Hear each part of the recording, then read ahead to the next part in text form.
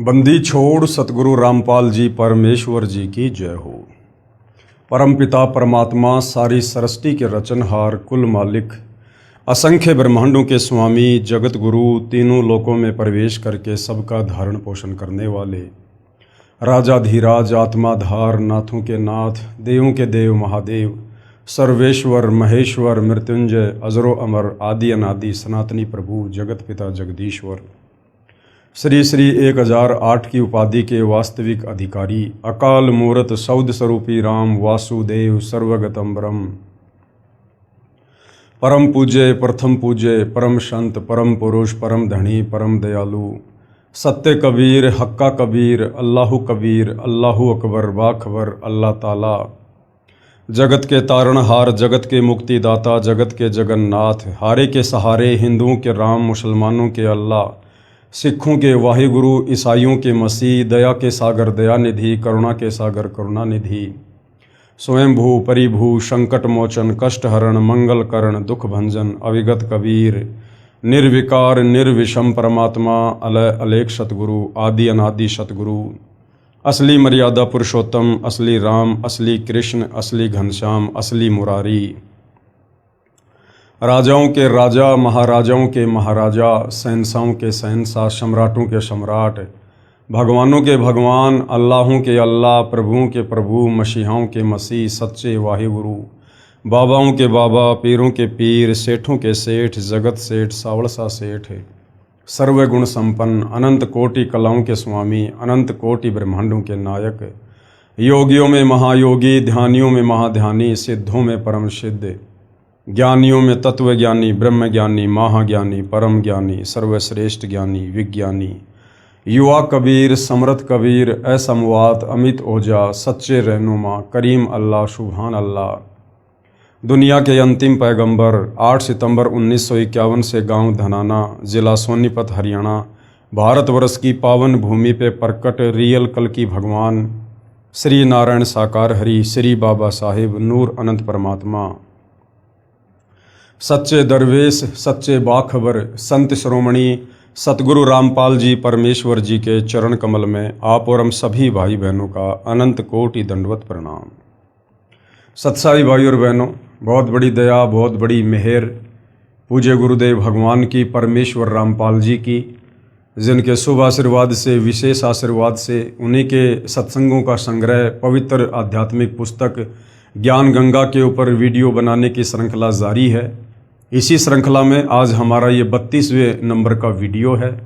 प्रत्येक वीडियो में हमें अध्यात्म के विषय में बहुत कुछ जानने और समझने को उपलब्ध हो रहा है। भाई और बहनों, ये पवित्र पुस्तक ज्ञान गंगा जो सर्व धर्मों के सर्व धर्मशास्त्रों के ज्ञान से प्रमाणित है, इस पुस्तक को पढ़ने के बाद हमारे मन मस्तिष्क में किसी भी प्रकार का संदेह भक्ति मार्ग को लेकर नहीं रह जाएगा। यदि हमने निष्पक्ष भाव से धैर्य के साथ रुचि लेकर इस पवित्र पुस्तक को पढ़ा तो इस पुस्तक के अमृत ज्ञान में सुई की नोक रखने जितनी कमी निकालने में किसी भी धर्म का कोई भी धर्मगुरु सक्षम नहीं है। तो भाई और बहनों, इस पवित्र पुस्तक में जो सृष्टि रचना है पेज नंबर 22 से लेकर पेज नंबर 74 तक, जिसके ऊपर लगभग 6 या 7 वीडियो बन चुके हैं। यदि आपने भक्ति मार्ग पर सफल होना है, आपने आध्यात्मिक मार्ग को समझना है, अपनी आत्मा का कल्याण करवाना है, किसी भी धर्म ग्रंथ को समझना है, तो आपने सृष्टि रचना को पहले समझना होगा। इसलिए आप जियों से विनती है, यदि आप पहली बार इस पवित्र पुस्तक पर बन रहे वीडियो देख रहे हैं तो आप जी ने अभी तक जितने भी वीडियो बन चुके हैं आपने शुरुआत से अवश्य देखने चाहिए, क्योंकि सृष्टि रचना भक्ति मार्ग की नींव है और यदि नींव कमजोर होगी तो ऊपर मकान अच्छे से नहीं बनेगा, मजबूत नहीं बनेगा। तो सृष्टि रचना को समझे बिना हम भक्ति मार्ग पर 4 कदम आगे नहीं रख पाएंगे। हमें कोई भी डगमग कर देगा, कोई भी हमें विचलित कर देगा और हम सत भक्ति मार्ग से दूर हो जाएंगे। तो भाई और बहनों, आज इस पवित्र पुस्तक पर हमारा जो ये 32वें नंबर का वीडियो है, आज इसमें परमेश्वर हमें त्रेता युग में जब वे मुनिंद्र ऋषि के नाम से धरती पर प्रकट हुए, अपने तत्व ज्ञान का प्रचार प्रसार किया, तो वे श्रीलंका गए जहाँ उनका परम भगत चंद्रविजय भाट रहा करता था। परमेश्वर ने उसे अपनी शरण में लिया, उसकी पत्नी को शरण में लिया, और साथ में जो लंका का राजा रावण था, परमेश्वर उसके पास भी गए थे उसको समझाने के लिए, परंतु अभिमानवश रावण ने मुनिंदर ऋषि रूप में परमेश्वर कबीर जी की बातों को महत्व नहीं दिया। परंतु रावण का छोटा भाई विभीषण और रावण की पत्नी मंदोदरी, इन दोनों ने मुनिंदर रूप में कबीर परमेश्वर जी के तत्व ज्ञान को स्वीकार किया और वे उनकी शरण में आए। अब भाइयों और बहनों, सदियों से हमारे धर्मगुरु हमें रामायण को पढ़ा कर तत्व ज्ञान के अभाव में यही बताया करते थे कि रावण का छोटा भाई विभीषण वो श्री रामचंद्र जी की शरण में था।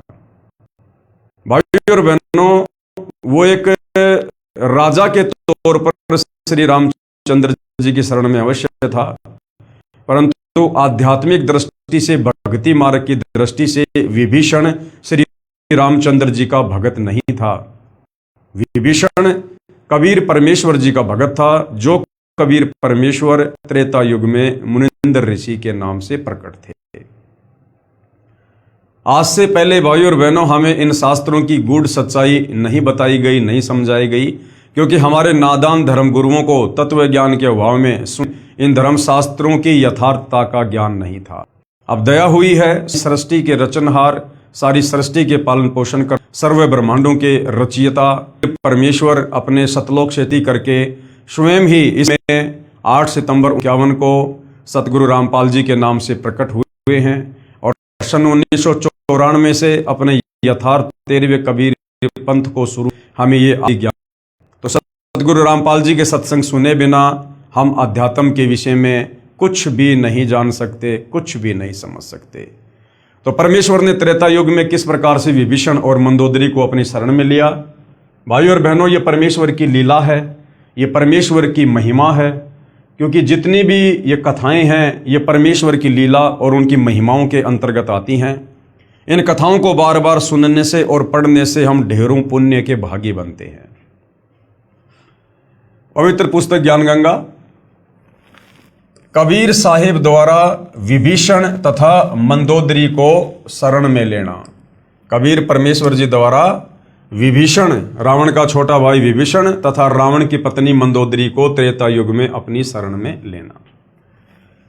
परमेश्वर मुनिंदर अनल अर्थात नल तथा अनिल अर्थात नील को शरण में लेने के उपरांत, नल और नील ये दोनों मौसेरे भाई थे। ये दोनों 3 ताप के कष्ट से परेशान थे। इन दोनों को कबीर परमेश्वर ने त्रेता युग में अपनी शरण में लिया, उनको स्वस्थ किया। उसके बाद कबीर परमेश्वर जी श्रीलंका गए और वहाँ पर अपने पूर्व किसी जन्म के भगत चंद्रविजय भाट को भी शरण में लिया।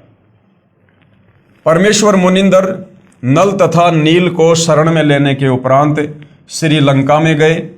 वहाँ पर एक परम भगत चंद्रविजय जी का 16 सदस्यों का पुण्य परिवार रहता था। यानी युगों युगों से ये भगत आत्मा चंद्रविजय ये कबीर परमेश्वर जी की शरण में रहता हुआ आ रहा था। वह भाट जाति में उत्पन्न पुण्यकर्मी प्राणी थे। परमेश्वर मुनिंदर यानी कबीर देव जी का उपदेश सुनकर पूरे परिवार ने नामदान प्राप्त किया। परम भगत चंद्रविजय जी की पत्नी भगतमती करमवती लंका के राजा रावण की रानी मंदोदरी के पास नौकरी यानी सेवा किया करती थी। जो चंद्रविजय था वो लंकापति रावण के दरबार में उसका मनोरंजन किया करता था। उसकी महिमा में कविताएं बना बना के मेहनताना प्राप्त किया करता था। और चंद्रविजय की जो पत्नी थी करमवती, वो लंकापति रावण की पत्नी मंदोदरी को उल्टे सीधे गंदे चुटकुले सुना सुना के उसको खुश किया करती थी, उसका मनोरंजन किया करती थी और कुछ मेहनताना प्राप्त किया करती थी। रानी मंदोदरी को हंसी मजाक अच्छे मंदे चुटकुले सुनाकर उसका मनोरंजन कराया करती थी।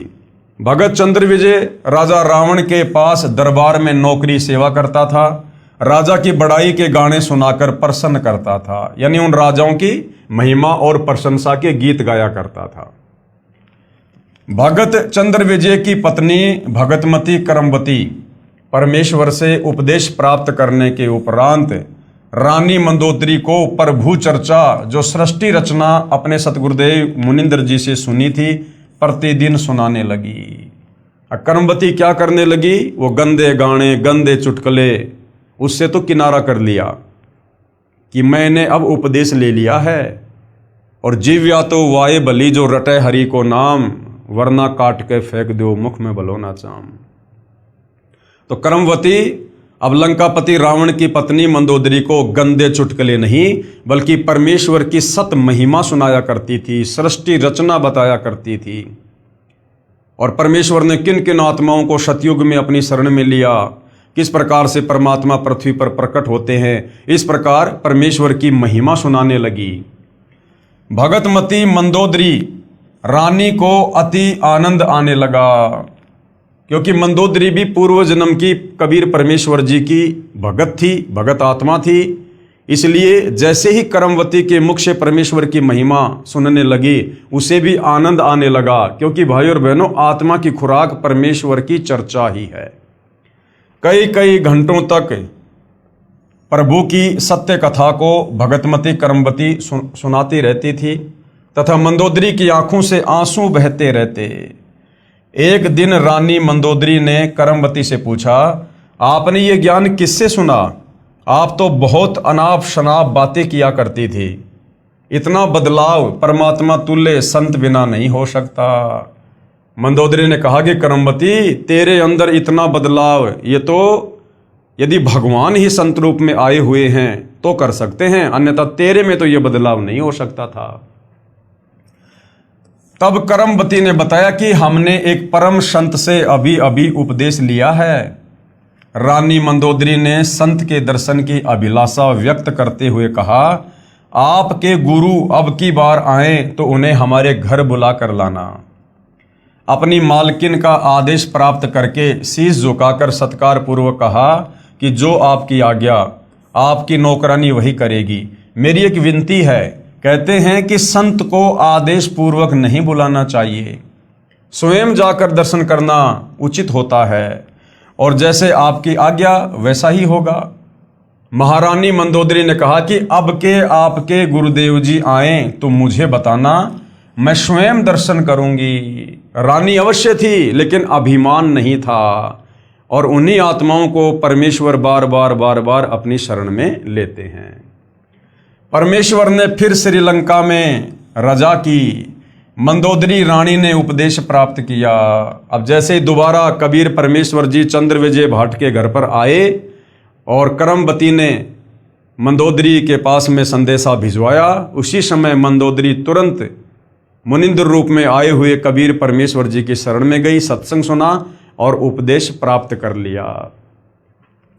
कुछ समय उपरांत अपने प्रिय देवर श्री भगत विभीषण जी को उपदेश दिला दिया, और कुछ ही समय में कबीर परमेश्वर की कथा सुनाकर विभीषण को भी नाम उपदेश के लिए तैयार कर लिया। और जब दोबारा कबीर परमात्मा फिर आए तो मंदोदरी ने अपने देवर यानी लंकापति रावण के छोटे भाई विभीषण को भी मुनिंद्र रूप में आए हुए कबीर परमेश्वर से उपदेश दिलवा दिया।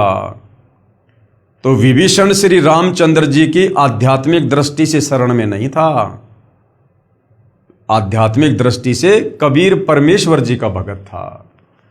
भगतमती मंदोदरी उपदेश प्राप्त करके अहरनिश का मतलब होता है सुबह शाम भगवान के स्मरण में लीन रहने लगी। अपने पति रावण को भी सतगुरु मुनिंदर जी से उपदेश प्राप्त करने की कई बार प्रार्थना की, परंतु रावण नहीं माना तथा कहा करता था कि मैंने परम शक्ति महेश्वर मृत्युंजय शिव जी की भक्ति की है और इसके तुल्य कोई शक्ति नहीं है, आपको किसी ने बहका दिया। अब रावण को उसके गुरु ने, उस नीम हकीम ने, उस शास्त्र विरुद्ध साधना करवाने वाले गुरु ने शंकर जी को महेश्वर मृत्युंजय अजरो अमर सर्वेश्वर कालज्य कहकर और श्री शिव जी की भक्ति के ऊपर उसको दृढ़ कर रखा था। अन्यथा गुरुदेव भगवान ने बताया कि पुण्यात्माओं, रावण जैसी भक्ति धरती पर कोई नहीं कर सकता अपने इष्ट देव की। 10 बार उसने अपना शीश काटकर अपने इष्ट भगवान शंकर के चरणों में समर्पित कर दिया, लेकिन 2 कारण से रावण मार खा गया। सर्वप्रथम तो उसका अहंकार, और दूसरा उसका जो गुरु था वो तत्व ज्ञानहीन था। उसने शास्त्रों को अच्छे से ना समझकर और शिव जी को ही सर्वश्रेष्ठ परमात्मा साबित करके रावण को उसकी आदि अधूरी भक्ति पर दृढ़ कर दिया। कुछ ही समय उपरांत वनवास प्राप्त श्री सीता जी का अपहरण करके रावण अपने नौलखा बाग में कैद कर लिया। भगतमती मंदोदरी के बार बार प्रार्थना करने से भी रावण ने माता सीता जी को वापस छोड़कर आना स्वीकार नहीं किया। तब भगतमती मंदोदरी जी ने अपने गुरुदेव मुनिंदर जी से कहा, महाराज जी, मेरे पति ने किसी की औरत का अपहरण कर लिया है और मुझसे सहन नहीं हो रहा है। वह उसे वापस छोड़कर आना किसी कीमत पर भी स्वीकार नहीं कर रहा है। आप दया करो मेरे प्रभु, आज तक जीवन में मैंने ऐसा दुख नहीं देखा। तो कबीर परमेश्वर जी ने क्या कहा कि बेटी, वो कोई आम स्त्री नहीं है जिसको रावण उठा के लाया है, वो अपनी मौत को गले लगा के ले आया। परमेश्वर मुनिंदर जी ने कहा, बेटी मंदोदरी, ये औरत कोई आम स्त्री नहीं है। श्री विष्णु जी को श्रापवश पृथ्वी पर आना पड़ा है। वे श्री राजा दशरथ के पुत्र रामचंद्र अयोध्यावासी हैं। इनको 14 वर्ष का वनवास प्राप्त है तथा लक्ष्मी जी स्वयं सीता रूप बनाकर इनकी पत्नी रूप में वनवास में थी। उसे रावण एक साधु वेश बनाकर धोखा देकर उठा लाया है।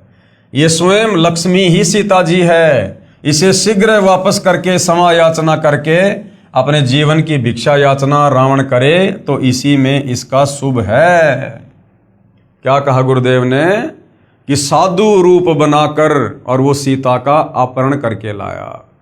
अब भाई और बहनों, वैसे तो रावण के प्रारब्ध में लिखा हुआ था, लेकिन और भी बहुत सारे कारण हैं जिस कारण से रावण को इस प्रकार की कुत्ते वाली मौत प्राप्त हुई। उसका पतन हुआ, विनाश हुआ, पूरा कुल जो है वो गर्त हुआ। रावण ने साधु वेश बनाया, संत वेश बनाया और आटा मांगा सीता से। तो 2 गलतियां रावण ने और विशेष की। एक तो रावण ने संत वेश को बदनाम किया, साधु वेश को बदनाम किया, कलंकित किया। जिस संत और साधु वेश में कबीर परमात्मा धरती पर प्रकट होकर हम नादान आत्माओं को तत्व ज्ञान समझाते हैं, उस संत चोले को रावण ने बदनाम किया, जो है वो कलंकित किया। यानी संत चोले की आड़ में उसने सीता को ठगा, अपहरण किया। दूसरा दोष था रावण का कि उसने अन्न देव का अपमान किया, क्योंकि आटा मांगने के बहाने वो सीता को अपहरण करने गया था। उसने अन्न देव का भी अपमान किया। भगतमती मंदोदरी के अनेकों बार प्रार्थना करने से रावण नहीं माना तथा कहा कि वे 2 मस्करे जंगल में घूमने वाले मेरा क्या बिगाड़ सकते हैं। मेरे पास अनगिनत सेना है, मेरे 1 लाख पुत्र तथा 1.25 लाख नाती हैं। मेरे पुत्र मेघनाथ ने स्वर्ग राज इंद्र को पराजित कर उसकी पुत्री से विवाह कर रखा है। 33 करोड़ देवताओं को हमने कैद कर रखा है। तू मुझे उन 2 बेसहारा फिर रहे वनवासियों को भगवान बताकर डराना चाहती है। इस स्त्री को वापस नहीं करूंगा। मंदोदरी ने भक्ति मार्ग का ज्ञान जो अपने पूज्य गुरुदेव से सुना था, रावण को बहुत समझाया। विभीषण ने भी अपने बड़े भाई को समझाया। रावण ने अपने बड़े भाई विभीषण को पीटा तथा कहा कि तू ज्यादा श्री रामचंद्र का पक्षपात कर रहा है, उसी के पास चला जा। एक दिन भगतमती मंदोदरी ने अपने पूज्य गुरुदेव से प्रार्थना की कि हे गुरुदेव, मेरा सुहाग उजड़ रहा है, एक बार आप भी मेरे पति को समझा दो। यदि वह आपकी बात को नहीं मानेगा तो मुझे विधवा होने का दुख नहीं होगा। अपनी बेटी मंदोदरी की प्रार्थना स्वीकार करके राजा रावण के दरबार के सामने खड़े होकर द्वारपालों से राजा रावण से मिलने की प्रार्थना की। द्वारपालों ने कहा, ऋषि जी, इस समय हमारे राजा जी अपना दरबार लगाए हुए हैं। इस समय अंदर का संदेश बाहर आ सकता है, परंतु बाहर का संदेश अंदर नहीं जा सकता। हम विवश हैं। तब पूर्ण प्रभु अंतर्ध्यान हुए तथा राजा रावण के दरबार में प्रकट हो गए। रावण की दृष्टि ऋषि पर गई तो गरज कर पूछा कि इस ऋषि को मेरी आज्ञा बिना किसने अंदर आने दिया? उसे लाकर मेरे सामने कत्ल कर दो। तब परमेश्वर ने कहा, राजन, आपके द्वारपालों ने स्पष्ट मना कर दिया था। उन्हें पता नहीं कि मैं कैसे अंदर आ गया। रावण ने पूछा कि तू अंदर कैसे आया? तू तड़ाके से बात कर रहा था संतों के साथ में, तू तड़ाके से, इतना अभिमान था। तब पूर्ण प्रभु मुनिंद्र वेश में अदृश्य होकर पुनः प्रकट हो गए तथा कहा कि मैं ऐसे आ गया। रावण ने पूछा कि आने का कारण बताओ। तब प्रभु ने कहा कि आप योद्धा होकर एक अबला का अपहरण कर लाए हो। ये आपकी शान और सूरवीरता के विपरीत है। ये कोई आम औरत नहीं है, ये स्वयं लक्ष्मी जी अवतार हैं। श्री रामचंद्र जी जो इनके पति हैं, वे स्वयं विष्णु हैं। इसे वापस करके अपने जीवन की भिक्षा मांगो, इसी में आपका श्रेय है। इतना सुनकर तमोगुण यानी भगवान शिव का उपासक रावण क्रोधित होकर नंगी तलवार लेकर सिंहासन से दहाड़ता हुआ कूदा तथा उस नादान प्राणी ने तलवार के अंधाधुंध 70 वार ऋषि जी को मारने के लिए किए। परमेश्वर मुनिंदर जी ने एक झाड़ू की सीख हाथ में पकड़ी हुई थी, उसको ढाल की तरह आगे कर दिया। रावण के 70 वार उस नाजुक सीख पर लगे। ऐसे आवाज हुई जैसे लोहे के खंभे पिलर पर तलवार लग रही हो। सीख टस से मस नहीं हुई।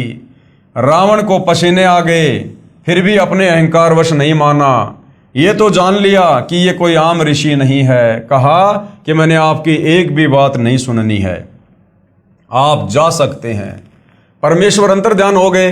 अब मूर्खों के पीछे क्या माथा मारे परमात्मा। परमेश्वर वहां से अंतर्ध्यान हो गए तथा मंदोदरी को सारा वृत्तांत सुनाकर प्रस्थान किया। रानी मंदोदरी ने कहा, गुरुदेव, अब मुझे विधवा होने का कोई कष्ट नहीं होगा। श्री रामचंद्र व रावण का युद्ध हुआ, रावण का वध हुआ। जिस लंका के राज्य को रावण ने तमोगुण भगवान शिव की कठिन साधना करके 10 बार शीश न्योछावर करके प्राप्त किया था, वह क्षणिक सुख भी रावण का चला गया तथा नरक का भागी हुआ।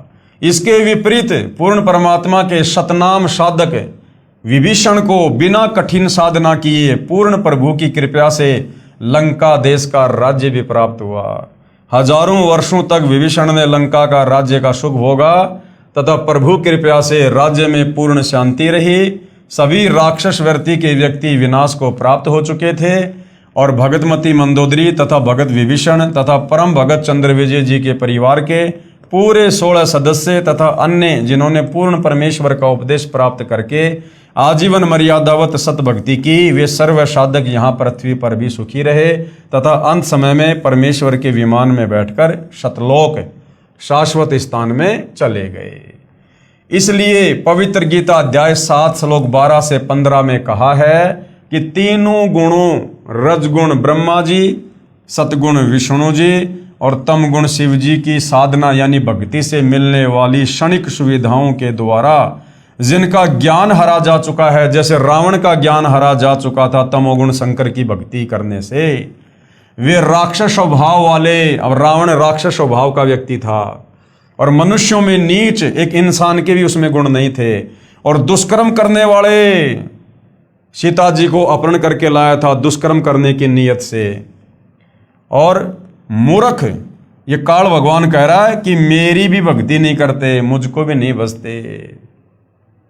यानी ये काल कह रहा है गीता अध्याय 7 श्लोक 12 में कि इन तीनों गुणों रजगुण ब्रह्मा, सतगुण विष्णु, तमगुण शंकर की भक्ति करने वालों की बुद्धि हरी जा चुकी है, इनका ज्ञान हरा जा चुका है और ये राक्षस स्वभाव को धारण किए हुए मनुष्यों में नीच दूषित कर्म करने वाले मूर्ख हैं, जो इन शास्त्रों का निष्कर्ष निकालकर मुझ काल ब्रह्म की ओम नाम की साधना भी नहीं करते।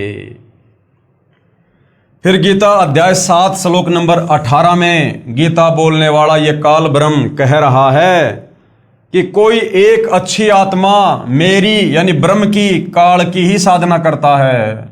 लाखों में कोई एकाध है जो इन वेदों का निष्कर्ष निकालकर मुझ काल की साधना करता है, ओम नाम की साधना करता है, क्योंकि उनको तत्वदर्शी संत नहीं मिला। वे भी नेक आत्माएं मेरी अनुतमाम यानी घटिया अति अश्रेष्ठ मुक्ति की स्थिति में आश्रित रह गए।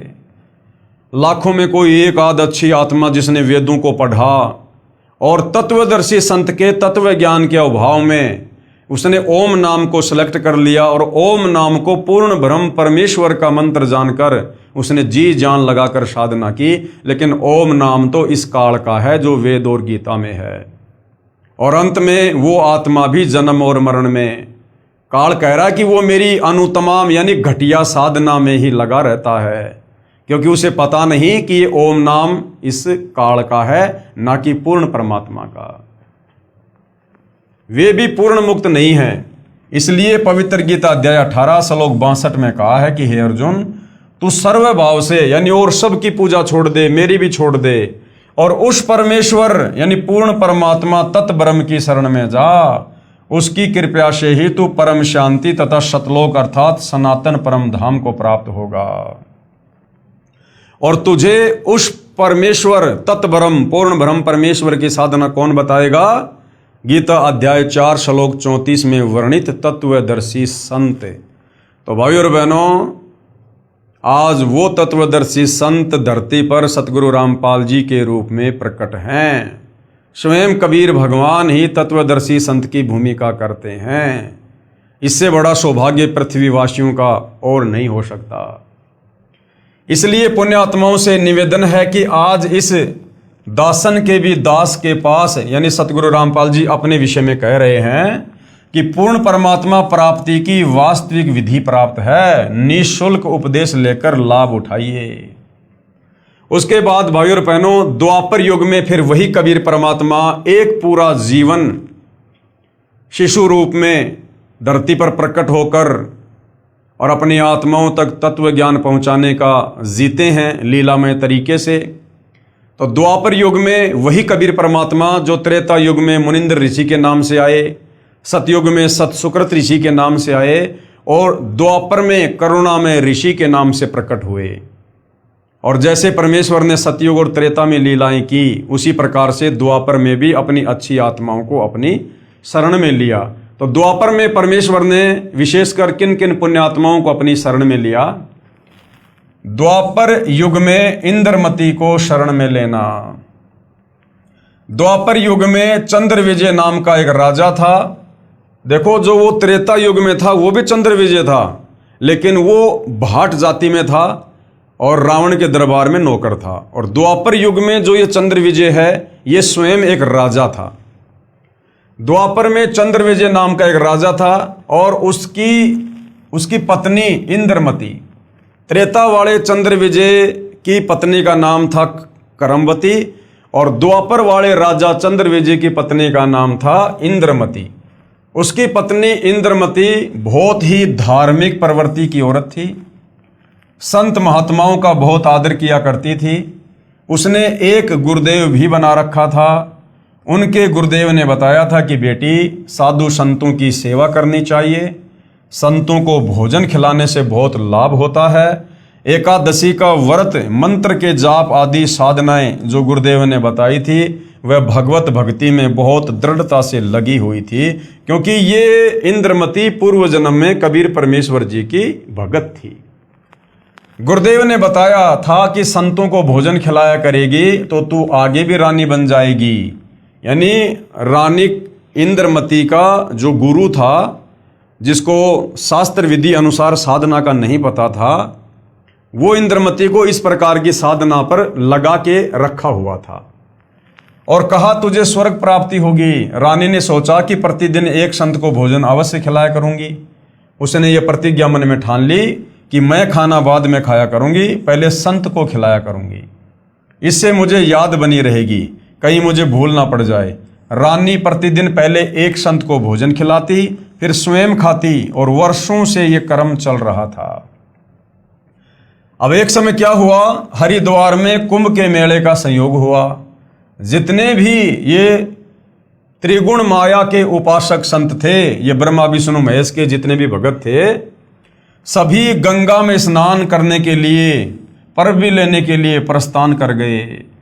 इस कारण से कई दिन रानी को भोजन कराने के लिए कोई संत नहीं मिला। रानी इंद्रमती ने स्वयं ही भोजन नहीं किया, स्वयं भी उसने भोजन नहीं किया। चौथे दिन अपनी बांदी से कहा कि बांदी देख ले कोई संत मिल जाए तो, नहीं तो आज तेरी रानी जीवित नहीं रहेगी। आज मेरे प्राण निकल जाएंगे परंतु मैं खाना नहीं खाऊंगी, क्योंकि उसने मनमुखी रूप से अपने गुरु के बताने के बाद प्रतिज्ञा कर ली थी। वह दीन दयाल कबीर परमेश्वर अपने पूर्व वाले भगत को शरण में लेने के लिए न जाने क्या क्या कारण बना देता है। बांदी ने ऊपर अटारी पर चढ़कर देखा कि सामने से एक संत आ रहा था। सफेद कपड़े थे। द्वापर युग में परमेश्वर कबीर करुणामय नाम से आए थे। बांदी नीचे आई और रानी से कहा कि एक व्यक्ति है जो साधु जैसा नजर आता है। रानी ने कहा कि जल्दी से बुला ला। बांदी महल से बाहर गई तथा प्रार्थना की कि साहेब आपको हमारी रानी ने याद किया है। करुणामय साहिब ने कहा, रानी ने मुझे क्यों याद किया है? मेरा और रानी का क्या संबंध है?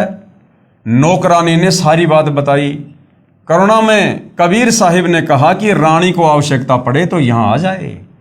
यानी परमात्मा अपनी उस आत्मा के भाव चेक करना चाहते थे कि ये अपने नादान गुरु के कहने पर वैसे ही भूखी मर रही है या साधु संतों के प्रति इसके मन में कोई श्रद्धा भी है।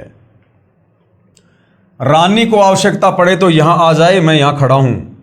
तू बांदी और वो रानी, मैं वहाँ जाऊँ, और यदि वह कह दे कि तुझे किसने बुलाया था या उसका राजा ही कुछ कह दे, और बेटी संतों का अनादर बहुत पापदायक होता है। बांदी फिर वापस आई और रानी से सब वार्ता कह सुनाई। तब रानी ने कहा कि बांदी मेरा हाथ पकड़ और चल। जाते ही रानी ने दंडवत प्रणाम करके प्रार्थना की कि हे परवरदिगार, चाहती तो ये हूँ कि आपको कंधे पर बैठा लूँ। करुणामय साहिब ने कहा, बेटी मैं यही देखना चाहता था कि तेरे में कोई श्रद्धा भी है या वैसे ही भूखी मर रही है। अब भाई और बहनों, ये गलती वर्तमान में आप और हमने नहीं करनी है, क्योंकि वर्तमान ये भक्ति युग है, कलयुग की बिचली पीढ़ी है, और आप और हमें जो मिलना था वो मिल चुका है। यानी पूर्ण ब्रह्म परमेश्वर स्वयं पूर्ण संत के रूप में हमें मिल चुके हैं। अब ये रानी इंद्रमती जिस प्रकार की गलती कर रही है, हर किसी संत के चरणों में गिर जाना, दंडवत करना, हर किसी संत में पूर्ण श्रद्धा जो है वो प्रकट कर देना, ये गलती अब आप और हमने नहीं करनी है। इंद्रमती को तो उस समय पूर्ण तत्व ज्ञान नहीं था, वो भक्ति युग मोक्ष मार्ग नहीं था उस समय कंप्लीट। तो वर्तमान में आप और हमने अपने पूज्य गुरुदेव के अलावा अन्य किसी भी साधु संत महात्मा को दंडवत प्रणाम नहीं करना। आदरवश सम्मानवश झुक के हाथ जोड़ के प्रणाम सभी को कर सकते हैं, चाहे आम व्यक्ति हो चाहे साधु संत हो, हमारी दृष्टि में सब बराबर हैं। और अब हमें तत्व ज्ञान हो गया तो अब हमें पता चल गया कि हमारे पूज्य गुरुदेव के अलावा चाहे कोई कितना ही बड़ा साधु संत महात्मा नजर क्यों ना आता हो, वो अंदर से खाली खोखा है, केवल डूंडा साधु का है, अंदर उसके भक्ति भाव नहीं है। वो शास्त्र विरुद्ध साधना ही करता हुआ मिलेगा, चाहे कितना भी उच्च कोटि का माना हुआ संत क्यों ना दिखाई दे। तो अब आप और हमने अपने पूज्य गुरुदेव के अलावा गुरु रूप में अन्य किसी को भी हमने वो भाव नहीं देना है, उसके प्रति वो श्रद्धा प्रकट नहीं करनी है जो रानी इंद्रमती ने अपने गुरु के अलावा और कबीर परमेश्वर जी को भी एक संत जानकर उनको दंडवत प्रणाम किया, विशेष श्रद्धा जो है वो प्रकट की। क्योंकि वर्तमान में तत्व ज्ञान गुरुदेव ने हमें कंप्लीट दे दिया है। मैं यही देखना चाहता था कि तेरे में कोई श्रद्धा भी है या वैसे ही भूखी मर रही है। रानी ने अपने हाथों खाना बनाया। करुणामय रूप में आए कबीर देव ने कहा कि मैं खाना नहीं खाता, मेरा शरीर खाना खाने का नहीं है। यानी मेरा शरीर आप लोगों की तरह पांच तत्व का नहीं है, मेरा तेज पुंज का शरीर है। तो रानी ने कहा कि मैं भी खाना नहीं खाऊंगी। करुणामय साहिब ने कहा कि ठीक है बेटी, लाओ खाना खाते हैं, क्योंकि समर्थ उसी को कहते हैं जो चाहे सो कर दे। सतगुरु जो चाहे सो कर ही, भरम पड़ो मत कोई, और सेऊ धड़ पर शीश चढ़ाया पाछे करी रसोई। करुणामय साहिब ने खाना खा लिया। फिर रानी से पूछा कि जो ये तू साधना कर रही है ये तेरे को किसने बताई है? रानी ने कहा कि मेरे गुरुदेव ने आदेश दिया है। कबीर साहब ने पूछा क्या आदेश दिया है तेरे गुरुदेव ने? इंद्रमती ने कहा कि ब्रह्मा विष्णु महेश की पूजा, एकादशी का व्रत, तीर्थ भ्रमण, देवी पूजा, श्राद्ध निकालना, मंदिर में जाना, संतों की सेवा करना। ये संतों की सेवा को छोड़कर जितनी भी क्रिया हैं ये सारी की सारी वेद और गीता के विरुद्ध हैं। करुणा में यानी कबीर साहिब ने कहा कि जो भक्ति तेरे गुरुदेव ने दी है तेरे को जन्म और मरण तथा स्वर्ग नरक व 84 लाख योनियों के कष्ट से मुक्त नहीं कर सकती। रानी ने कहा कि महाराज जी जितने भी संत हैं अपनी अपनी प्रभुता आप ही बनाने आते हैं, मेरे गुरुदेव के बारे में कुछ नहीं कहोगे, मैं चाहे मुक्त हूं या ना हूं। अब करुणा में यानी कबीर साहिब सोचते हैं कि इस भोले जीव को कैसे समझाएं। इन्होंने जो पूंछ पकड़ ली उसको छोड़ नहीं सकते, मर सकते हैं। करुणामय साहिब ने कहा कि बेटी वैसे तो तेरी इच्छा है, मैं निंदा नहीं कर रहा। क्या मैंने आपके गुरुदेव को गाली दी है या कोई बुरा कहा है? मैं तो भक्ति मार्ग बता रहा हूं कि ये भक्ति शास्त्रों के विरुद्ध है, तुझे पार नहीं होने देगी और न ही तेरा कोई आने वाला कर्म दंड कटेगा।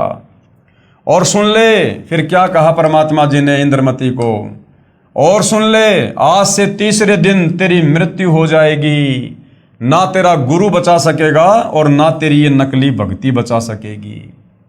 जब मरने की बारी आती है फिर जीव को डर लगता है, वैसे तो नहीं मानता। अब रानी ने सोचा कि संत झूठ नहीं बोलते, कहीं ऐसा ना हो कि मैं परसों ही मर जाऊं। इस डर से करुणामय साहिब से पूछा कि साहिब क्या मेरी जान बच सकती है? कबीर साहिब जो करुणामय ऋषि के रूप में थे उन्होंने कहा कि बच सकती है अगर तू मेरे से उपदेश लेगी, मेरी शिष्या बनेगी और पिछली पूजाएं त्यागेगी। यानी तेरे पिछले गुरु ने तेरे को जो भी पूजा पाठ भक्ति जंत्र मंत्र व्रत बताए हैं तो उन्हें सबको त्यागना पड़ेगा। जैसा तुझे मैं कहूंगा वैसे ही भक्ति करनी पड़ेगी, तो तेरी जान बच सकती है। इंद्रमती ने कहा मैंने सुना है कि गुरुदेव नहीं बदलना चाहिए, पाप लगता है। कबीर साहिब यानी करुणामय जी ने कहा नहीं पुत्री, ये भी तेरा भ्रम है। एक डॉक्टर से दवाई ना लगे तो क्या दूसरे से नहीं लेंगे? एक 5वीं कक्षा का अध्यापक होता है, फिर एक उच्च कक्षा का अध्यापक होता है। बेटी अगली कक्षा में जाना होगा, क्या सारी उम्र 5वीं कक्षा में ही लगी रहेगी? इसको छोड़ना पड़ेगा। तू अब आगे की पढ़ाई पढ़, मैं पढ़ाने आया हूं। वैसे तो नहीं मानती, परंतु मृत्यु दिखने लगी कि संत कह रहा है तो सही बात हो, कहीं बात बिगड़ ना जाए। ऐसा विचार करके इंद्रमती ने कहा कि जैसे आप कहोगे मैं वैसे ही करूंगी। करुणा में यानी कबीर साहिब ने उपदेश दिया और कहा कि तीसरे दिन मेरे रूप में काल आएगा, तू उससे बोलना मत। जो मैंने नाम दिया है 2 मिनट तक इसका जाप करना, 2 मिनट के बाद उसको देखना है, उसके बाद सत्कार करना। वैसे तो गुरुदेव आए तो अति शीघ्र चरणों में गिर जाना चाहिए, ये मेरा केवल इस बार आदेश है। रानी ने कहा ठीक है। अब भाई और बहनों, एक सत्संग में गुरुदेव ने बताया कि काल का जो काम है वो है त्रिकुटी पर। इस पृथ्वी पर काल नहीं आता है। यहाँ तो उसके छोटी मोटी शक्तियाँ ये ब्रह्मा विष्णु महेश भैरव भूत बेताल यही काफ़ी हैं। काल का असली बखेड़ा शुरू होता है त्रिकुटी पर। जब हम शरीर छोड़कर त्रिकुटी पर जाएंगे उस समय काल अपना दाव लगाएगा हमें डगमग करने के लिए, विचलित करने के लिए। तो यहां पर गुरुदेव ने कहा ना कि परसों मेरे रूप में यानी तेरे गुरु के रूप में काल आएगा। तो कबीर परमेश्वर की स्वयं की ही लीला थी, ये काल नहीं आया। कबीर परमात्मा ने स्वयं ही काल का रूप धारण किया और इंद्रमती के पास में आया। इसका रीजन आपको आगे पता चलेगा। अगर परमात्मा इस प्रकार का झटका ना देते तो इंद्रमती को ये वहम हो जाता कि मेरी कोई मृत्यु नहीं होनी थी तीसरे दिन, और धन के चक्कर में, पैसे के चक्कर में, क्योंकि मैं रानी हूं ना, इसलिए मेरे को इस महाराज जी ने, करुणामय जी ने मूर्ख बना दिया। मेरी कोई मृत्यु नहीं होनी थी। इसलिए परमेश्वर ने उस आत्मा को दृढ़ करने के लिए काल के रूप में आकर झटका देना था। अब रानी को तो चिंता बनी हुई थी, श्रद्धा से जाप कर रही थी। कबीर साहिब करुणामय साहिब का रूप बनाकर गुरुदेव रूप में काल आया। आवाज लगाई, इंद्रमती इंद्रमती। अब उसको तो पहले ही डर था, सुमरण करती रही थी, काल की तरफ नहीं देखा। 2 मिनट के बाद जब देखा तो काल का स्वरूप बदल गया। काल का ज्यों का त्यों चेहरा दिखाई देने लगा। कर्णों में साहिब का स्वरूप नहीं रहा। जब काल ने देखा कि तेरा तो स्वरूप ही बदल गया, वो जान गया कि इसके पास कोई शक्ति युक्त मंत्र है। ये कहकर चला गया कि तुझे फिर देखूंगा, अब तो बच गई। रानी बहुत खुश हुई, फूली नहीं समाई।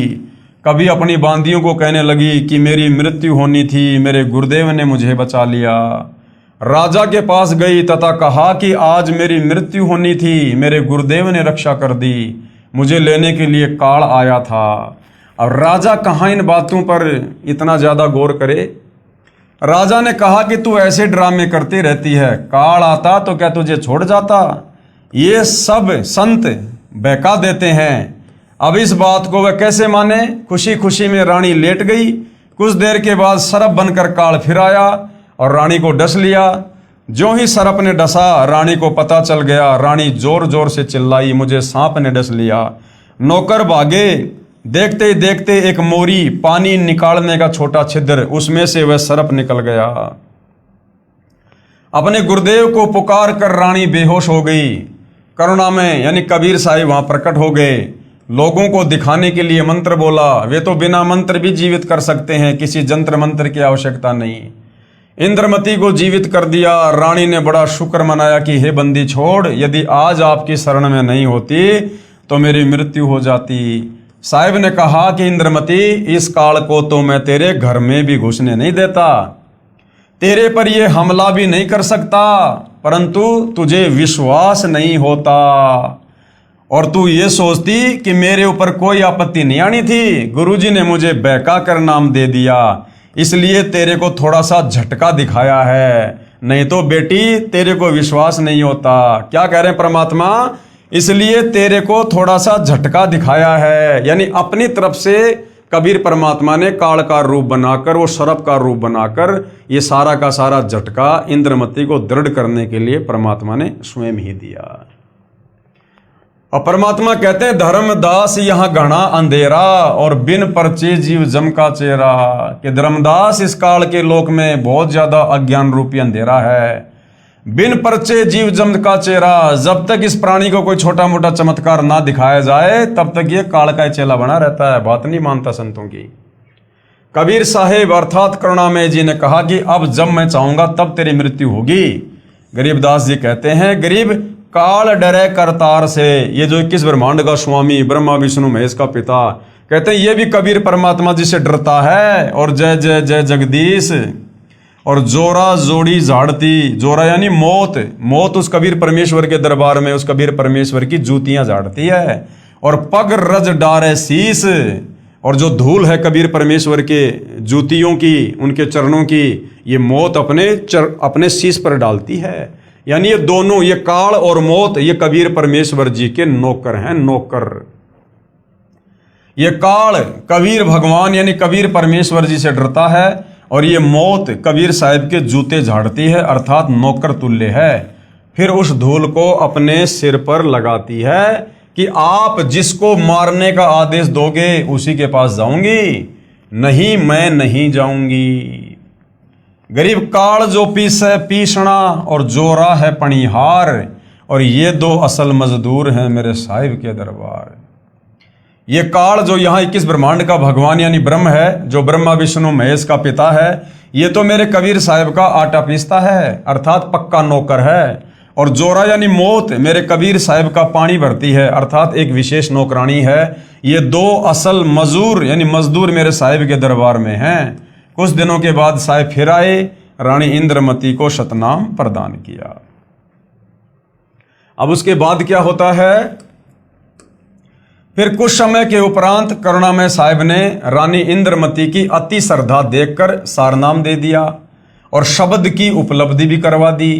जब साहिब जाते रहते थे तो इंद्रमती प्रार्थना किया करती थी कि मेरे पति राजा को समझाओ मालिक, ये भी मान जाए, आपके चरणों में आ जाए तो मेरा जीवन सफल हो जाए। चंद्र विजय ने कबीर साहिब से प्रार्थना की कि चंद्र विजय आप भी नाम ले लो।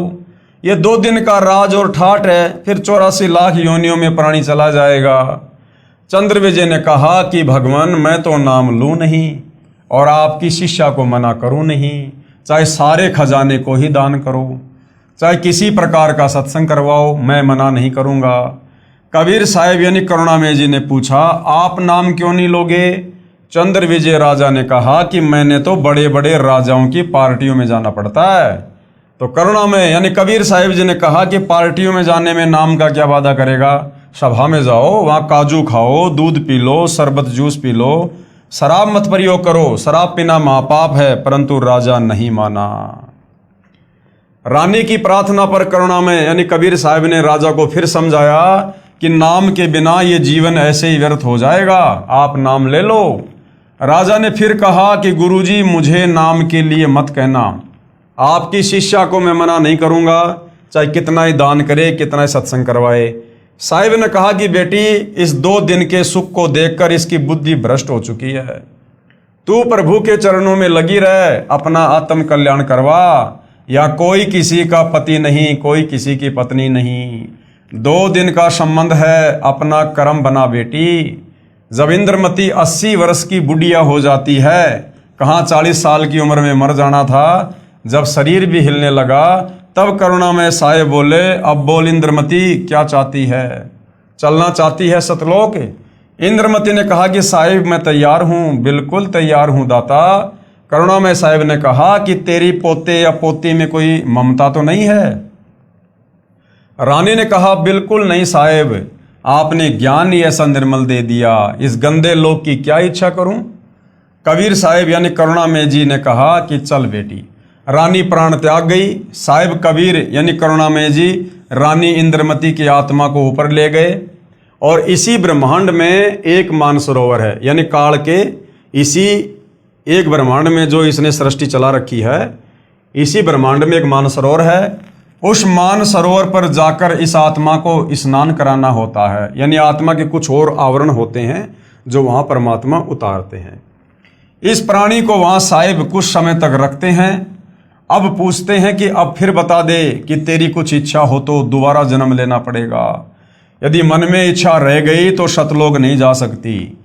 इंद्रमती ने कहा साहिब आप तो अंतर्यामी हो, कोई इच्छा नहीं है, आपके चरणों की इच्छा है, लेकिन एक मन में शंका बनी हुई है। अब भाई और बहनों हम आत्माएं ऐसे मार खाते हैं। इंद्रमती ने कहा कि एक मन में शंका बनी हुई है कि मेरा जो पति था उसने मुझे किसी भी धार्मिक कर्म में कभी मना नहीं किया, नहीं तो आजकल के पति अपनी पत्नियों को बाधा कर देते हैं। यदि वह मुझे मना कर देता तो मैं आपके चरणों में नहीं लग पाती, मेरा कल्याण नहीं होता। अब ये भी हमारी कमजोरी होती है भाई और बहनों कि अगर मेरा पति नहीं मानता, मेरे सास ससुर नहीं मानते या मेरी पत्नी नहीं मानती तो मैं भक्ति नहीं कर पाती, भक्ति नहीं कर पाता, मेरा कल्याण नहीं हो पाता। अब भाई और बहनों परमात्मा ने जिस आत्मा से भक्ति करवानी होती है और उस भक्ति मार्ग में जो बाधा होती हैं, उन बाधाओं को कबीर परमात्मा ही सेटल करते हैं। और हम जीव उस कबीर परमेश्वर की महिमा को ना जानकर हम उस व्यक्ति विशेष को महत्व दे देते हैं कि मेरा पति अच्छा है, मेरी पत्नी अच्छी है, मुझे बाधा नहीं करती, मुझे बाधा नहीं करता। अरे भैया वो जीव है, वो कब काल प्रेरित हो जाए कोई भरोसा नहीं है। अगर उसको सेट कर रखा है तो ये गुरुदेव भगवान की मर्जी है, ये उनकी इच्छा है। तो हमने हर स्थिति में, हर परिस्थिति के लिए अपने गुरुदेव भगवान का ही धन्यवाद करना चाहिए। उसका इस शुभ कर्म में सहयोग का कुछ लाभ मिलता हो तो कभी उस पर भी दया करना दाता। अब साहिब ने देखा कि ये नादान इसके पीछे फिर लटक गई। साहिब बोले ठीक है बेटी, अभी तू 2-4 वर्ष यहाँ रह। शरीर छोड़ दिया, घर बार छोड़ दिया, मृत्यु हो गई, शरीर को पीछे से फूंक दिया। लेकिन परमात्मा कहते जब हम इस स्थूल शरीर को छोड़ते हैं तो हमारा जो सूक्ष्म शरीर होता है, उस सूक्ष्म शरीर में हमारे ज्यों के त्यों विचार, हमारा स्वभाव बना रहता है। तो भाई और बहनों आप और हमने अपने सूक्ष्म शरीर को तैयार करना है रिहर्सल करके, और ये जो घटनाएं, ये जो लीलाएं, ये जो कथाएं गुरुदेव हमें सुना रहे हैं, ये इसलिए सुना रहे हैं कि पुण्यात्माओं, अब वो कंप्लीट मोक्ष का समय आ चुका है। और इस समय यदि आप आत्माओं ने इतना ज्ञान सुनकर, इतनी भक्ति करके अगर ये इंद्रमती वाली सी गलती कर दी, अगर तुम्हारे सूक्ष्म शरीर में अगर इस प्रकार की कोई भी इच्छा इस काल लोक की, घर की, परिवार की, संपत्ति की, पोता पोती की रह गई, तो तुम्हें भी इसी प्रकार से यहीं पर लटका दिया जाएगा। अर्थात तुम्हारा मोक्ष नहीं हो पाएगा, वापस तुम्हें उसी घर के आसपास पुनः जन्म दिया जाएगा। तो ये कुछ कमियां हैं जो कथाओं के माध्यम से गुरुदेव भगवान हमें समझा रहे हैं।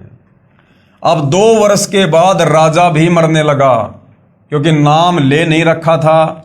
यम के दूत आए, राजा चौक में चक्कर खाकर गिर गया। यम के दूतों ने उसकी गर्दन को दबाया, राजा की टट्टी और पेशाब निकल गया। करुणा में यानी कबीर साहब ने रानी को कहा कि देख तेरे राजा की क्या हालत हो रही है।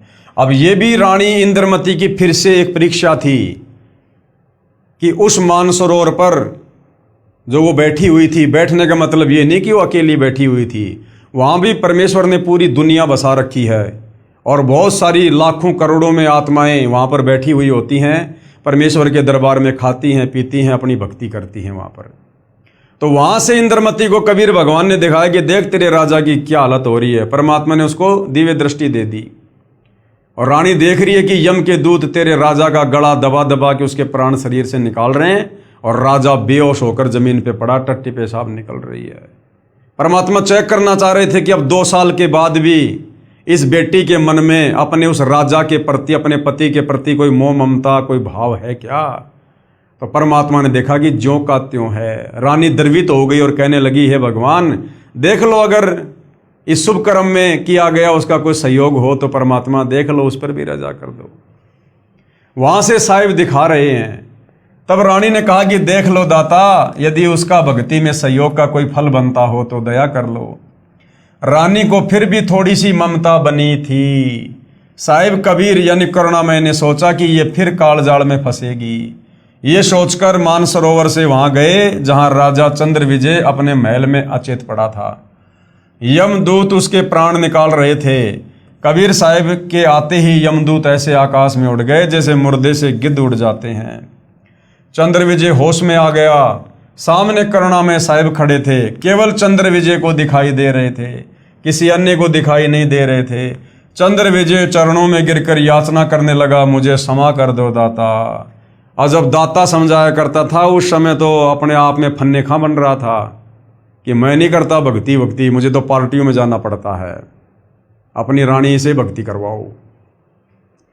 और जब यम के दूतों ने घेर लिया, प्राण निकालने लगे, मारने लगे, और जब वहां पर कबीर परमात्मा जी प्रकट हुए तो चंद्र विजय चरणों में गिरकर याचना करने लगा, मुझे क्षमा कर दो दाता, मेरी जान बचाओ। क्योंकि अब उसने देखा कि तेरी जान जाने वाली है। आसपास में सैनिक खड़े थे, बॉडीगार्ड खड़े थे, कोई कुछ नहीं कर पा रहा था, क्योंकि यम के दूत औरों को दिखाई नहीं देते, जब प्राण निकालने आते हैं उसी को दिखाई देते हैं। जब इस जीव की आंख खुलती है कि ये तो बात बिगड़ गई, उस समय जीव चेतता है, मुझे क्षमा कर दो दाता, मेरी जान बचा लो मालिक। कबीर साहिब ने कहा, राजा आज भी वही बात है, उस दिन भी वही बात थी, नाम लेना होगा। राजा ने कहा, मैं नाम ले लूंगा जी, अभी ले लूंगा नाम। कबीर साहिब ने नाम उपदेश दिया तथा कहा कि अब मैं तुझे 2 वर्ष की उम्र दूंगा, यदि इसमें एक श्वास भी खाली चला गया तो फिर कर्म दंड रह जाएगा। कबीर जीवन तो थोड़ा ही भला, जय सत सुमरण हो, लाख बरस का जीवना लेखे रहने को। इस काल के लोक से निकलना है तो लंबी उम्र की परमात्मा से उम्मीद मत करना। अब भाई और बहनों विचार करो, आप और हमने इस वहम में नहीं रहना है कि भाई इस कलयुग में 100 साल की उम्र होती है और मैं तो भगत हूं, मैंने तो उल्टा सीधा खाना पीना सब छोड़ दिया, मैं तो 100 साल तक आराम से जिंदा रहूंगा, स्वस्थ रहूंगा। आप और हमने तो यहां से बाहर निकलने का जल्द से जल्द प्रयास करना है। उम्र नहीं देखनी कि अभी तो मेरी 40 साल उम्र है, अभी तो मेरी 50 साल उम्र है। अरे बूढ़ा होके मरना कोई जरूरी थोड़ी होता है, जरूरी थोड़ी कि बुढ़ापे में मोक्ष होगा। अगर आपकी सच्ची नीयत, सच्ची लगन है और सतलोक जानने की तड़फ है, तो परमात्मा फिर उम्र नहीं देखता है। कोई भी बहाना बनाकर परमात्मा भगत की सहज में मृत्यु कर देगा। सहज मृत्यु, अकाल मृत्यु नहीं, सहज मृत्यु। प्राण छुड़वा देगा परमात्मा भगत को, पता भी नहीं चलेगा और सतलोक ले जाएगा। जीवन तो थोड़ा ही भला जय सत सुमरण होए। अगर सच्ची नीयत से अगर थोड़ी भी भक्ति कर ली तो परमात्मा मोक्ष कर देता आत्मा का। और बाकी भाई और बहनों चाहे जीते रहो। अब एक बात बताओ, आप और हमारा ये ज्ञान होने के बाद अब आप और हमारा यहां पर जीने का क्या मकसद है? ना हमने कोई बिजनेस खड़ा करना जिसके लिए हम जी रहे हैं, ना हमने यहां पर कोई काम धंधे को आगे बढ़ाना, ना हमने कोई रिश्तेदारियों से प्यार और ये भाईचारा बढ़ाना। हमने करना क्या है? हमें परमात्मा ने अंत दिखा दिया, भविष्य दिखा दिया कि बिना भक्ति के आगे अंधकार ही अंधकार है और यहां से निकल लोगे तो फायदा है, नहीं तो ये काल का लोक है। अगर किसी भी पॉइंट पे फिसल गए तो फिर से जन्म मरण। तो आप और हमारा भाई और बहनों, चाहे हम 10 साल जिए चाहे 100 साल जिए, हमारा मकसद क्या है? जब तक हम जी रहे हैं तब तक हमारा मकसद ये कि भक्ति ज्यादा से ज्यादा करके भक्ति धन इकट्ठा करें और हम सतलोक चलें। और दूसरा तो भगत का कोई मकसद यहां इस काल के लोक में जीने का हो ही नहीं सकता कि भाई 2 साल बाद मेरे पोता होगा, मैं पोते का मुंह देखूंगा। अगर इस प्रकार की भी मन में कोई इच्छा है तो वो भगत नहीं है। बड़ा मकान बनाने की, बड़ी कार कोठी लाने की इच्छा है, वो भगत नहीं है। इच्छा तो हमने यहां पर किसी चीज की करनी ही नहीं है कि 2 साल बाद इतने पैसे हो जाएंगे, फिर मकान बनाऊंगा, गाड़ी लाऊंगा। अगर 2 साल के बीच में मृत्यु हो गई तो हमारी इच्छा क्या थी? बड़ा मकान बनाने की, बड़ी गाड़ी लाने की, बच्चे की शादी करने की, पोते का मुंह देखने की। अगर उस काम के कंप्लीट होने से पहले जो हमने मन में इच्छा कर रखी थी, अगर उससे पहले हमारी मृत्यु हो गई तो हमारा मोक्ष नहीं होगा, क्योंकि अभी हमारी काल लोक में कुछ करने की, कुछ प्राप्त करने की इच्छा शेष है। इसलिए परमात्मा कहते हैं, चिंता तो हरि नाम की और न चिंता दास है। और कोई योजना मत बनाओ, भगत कोई योजना ना बनाए किसी भी प्रकार की। सुबह रोटी मिल गई, शाम की रोटी की उम्मीद भी मत करना, ना जाने कब यहां से चलना हो जाए। और अगर आगे की कोई प्लानिंग, कोई योजना, कोई इच्छा मन में है तो अंतर्यामी परमात्मा नहीं लेके जाएगा, यहीं पे रहना पड़ेगा। उस इच्छा को पूरा करवाएगा पहले परमात्मा। तो यदि हमारा मकसद सतलोक जाने का है और काललोक की कोई इच्छा नहीं है तो भाई और बहनों फिर एक बात बताओ, चाहे 10 साल जी लो चाहे 50 साल जी लो, अरे रोज का हमारा तो वही कर्म है, हमारा तो वही कर्म है रोज का।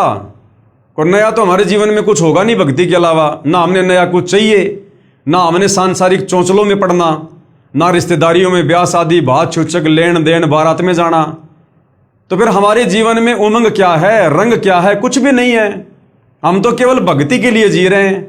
सुबह उठे, सुबह का नित्य नियम, फिर परमात्मा के सुमरण कर लिए, कोई सत्संग सुन लिया, फिर दोपहर की रमेणी, फिर शाम की संध्या आरती, फिर कोई परमात्मा का कोई सत्संग सुन लिया, कोई सुमरण कर लिया। बस इसके अलावा हमारे डेली रूटीन में क्या है? इसके अलावा हम क्या करेंगे बताओ?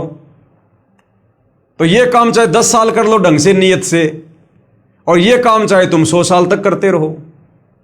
तो भगत का मकसद अब केवल सतलोक जाना होना चाहिए। और उसके लिए जो भक्ति हम धीरे धीरे हम 20 साल में पूरी करेंगे, अरे भैया अच्छे से मर्यादा में रह के और कशक बना के वो अपनी 10 साल में पूरी कर लो ना। अब ज्ञान तो हो ही गया ना कि पीछे से बच्चों को संभालने वाला भगवान है, इस घर परिवार को संभालने वाला भगवान है। अब तत्व ज्ञान होने के बाद भगत ठेकेदार नहीं बनेगा अपने बच्चों का, अपने घर का, अपने बिजनेस का, अपने खेतों का। अगर ठेकेदार बना हुआ है तो फिर अभी उसकी सतलोक जाने की इच्छा नहीं है, उसका टारगेट अभी काललोक है। कितने जन्म हो चुके हैं? कोटि जन्म तू राजा की न मिटी न मन की आशा। जिस व्यक्ति के 84 लाख योनियां भोगने के बाद एक मनुष्य जन्म होता है, और ये करोड़ों मनुष्य जन्म होने के बाद बड़ी मुश्किल से एक हमें राजा का जन्म मिलता है। और भगवान कहते हैं कोटि जन्म तू राजा की ना, कई करोड़ बार तू राजा रह चुका है। तो मनुष्य जीवन में हम कितनी बार रहे होंगे? साधारण मनुष्य जीवन में और हर बार हमारा परिवार भी होगा, हमारे बाल बच्चे भी होंगे, हमारे खेत खलियान भी होंगे, पोता पोती भी होंगे। अरे उनको भी तो छोड़ के जाना पड़ा था, तो उनको किसने संभाला होगा? सब अपना भाग्य लिखवा के लाते हैं। कोई अपने माँ के, अपने बाप के, अपने दादा के या अपने बाप दादाओं की जमीन और प्रॉपर्टी और बिजनेस के भरोसे नहीं आता है। जिसका जैसा प्रारब्ध होता है, पाप और पुण्य होते हैं, उस आधार से उसको किस परिवार में जन्म देना है, ये धर्मराय पहले से माँ के पेट में नियत कर देता है। यहाँ कोई किसी के भरोसे नहीं आता। हम तो अपने बच्चों के ठेकेदार बन रहे हैं कि मेरे बच्चे छोटे छोटे हैं, अभी मेरे बिना कैसे परिवार चलेगा, मेरे बच्चों के भविष्य का क्या होगा। और हम आज समाज में देख रहे हैं, हम अपने आसपास घर में, रिश्तेदार में, गांव में देख रहे हैं, बच्चा पैदा होने से पहले बाप मर जाता है और वो बच्चा जन्म लेने के बाद बहुत बड़ा अधिकारी बनता है, उस गांव में एक नंबर की पार्टी बनता है। तो क्या उसके बाप ने बनाया उसको? उसके बाप ने पढ़ाया? तो भैया सब यहां पर अपना प्रारब्ध लिखवा कर लाते हैं। हम सब कबीर भगवान की आत्मा हैं। हम यहाँ एक दूसरे को अपना समझ रहे हैं कि मेरा बेटा, मेरी बेटी। अरे हम सब कबीर भगवान के बेटा बेटी हैं। हम सब आपस में भाई बहन हैं। हम हंस आत्मा हैं। इस काल ने हमारे को, हमारे इन ऋण संबंधों के चलते बेटा बेटी, माँ बाप, पोता पोती, इन संबंधों में बांध दिया। इसी को तो कर्म बंधन कहते हैं। एक लेवा एक देवा दूतम, कोई किसी का पिता नहीं पुत्तम। ऋण संबंध जुड़े सब नाता, अंश में से 12 बाटा। ये तो काल ने हमारे को इन कर्म बंधनों में, ऋण संबंधों में बांध रखा है, पिछले जन्म के लेन देन के चलते। बाकी यहां कोई किसी का बाप नहीं, कोई किसी का बेटा नहीं। आज बाप और बेटे का रिश्ता है, कल को बाप मरने के बाद भक्ति नहीं करी तो नाइजीरिया में जन्म लेगा, बेटा पाकिस्तान में जन्म लेगा। जिंदगी में दोबारा कभी एक दूसरे की शक्ल भी नहीं देख पाएंगे, और कभी मिल भी गए तो भाई साहब राम राम, बस इससे ज्यादा कुछ बोलना नहीं होगा। तो भाई और बहनों, इस तत्व ज्ञान से हमने हर प्रकार से कमर कस लेनी है, सर पे कफन बांध लेना है कि संभालने वाला परमात्मा है। तीनों लोकों में प्रवेश करके सबका धारण पोषण वो कबीर भगवान करता है। आप और हमें, जिनको हम अपनी अज्ञानता के चलते, जिनको बेटा बेटी और पति पत्नी मान रहे हैं, हमसे ज्यादा चिंता उस कबीर परमेश्वर को अपनी उन आत्माओं की है। हम क्या चिंता कर सकते हैं? और हमारी चिंता करने से क्या हो जाएगा? अरे माता पिता ने बच्चे को सुबह नहला के, कपड़े पहना के, टिफिन दे के बस में बैठा दिया, जा बेटा स्कूल में। 2 किलोमीटर बाद में बस एक्सीडेंट हो गई, बेटा मर गया। क्या कर लेंगे चिंता करके माता पिता? क्या कर लिया माता पिता ने? क्या बचाव कर लिया माता पिता ने? और वहां उस बच्चे की रक्षा करने वाला भी कबीर भगवान है, क्योंकि वो हमारा बेटा बेटी तो केवल इसी जन्म में है, झूठे रिश्ते नाते। असल में वो आत्मा भगवान की है, असली बेटा वो कबीर भगवान का है, सतगुरु रामपाल जी का है। तो भाई और बहनों, आप और हम भी केवल उतना ही बचाव कर सकते हैं जितना हमारे और उसके जो संस्कार आपस में जुड़े हुए हैं। अन्यथा ना बाप बेटे की रक्षा कर सकता, ना बेटा बाप की कर सकता है। यहां पर आंखों के सामने बेटा मर जाता है। आपने देखा नहीं, थोड़े दिन पहले नोएडा में एक लड़का था, कोई इंजीनियर जवान, और रात के समय उसकी गाड़ी एक नाले में जा गिरी और उसने वहीं से अपने बाप को फोन किया। बाप ने जो है प्रशासन को फोन किया। वहां बाप भी खड़ा है, प्रशासन भी खड़ा है, और वो बेटा धीरे धीरे धीरे धीरे उन सब की नजरों में उस पानी में डूब रहा है। वो उस दलदल में जा रहा है और सबकी आंखों के सामने वो डूब के मरा। ना उस बाप ने बचाया, ना प्रशासन ने बचाया।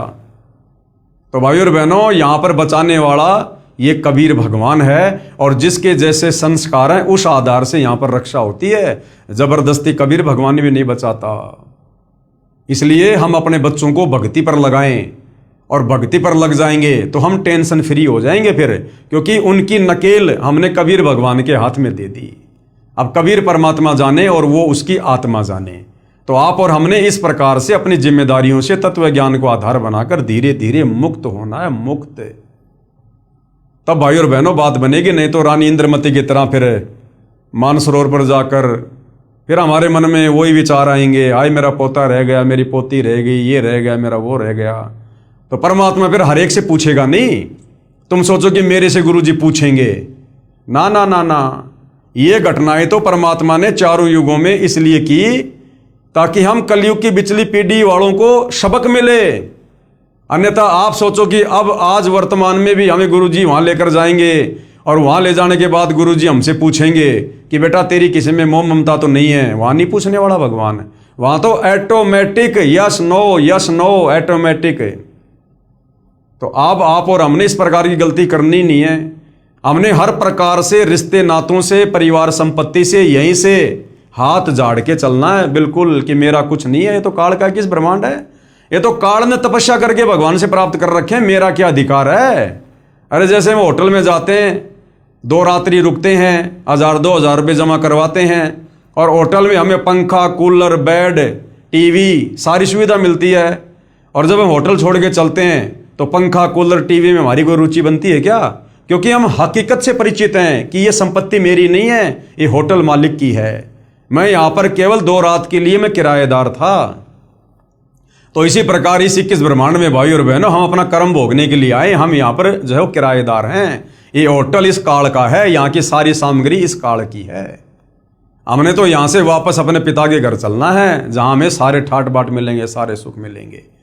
तो इस हिसाब से भाइयों और बहनों, हमने इस तत्व ज्ञान को आधार बना के अपना पीछा छुड़वाना है। कबीर जीवन तो थोड़ा ही भला, जो सत सुमरण हो, लाख बरस का जीवना लेखद रहन को।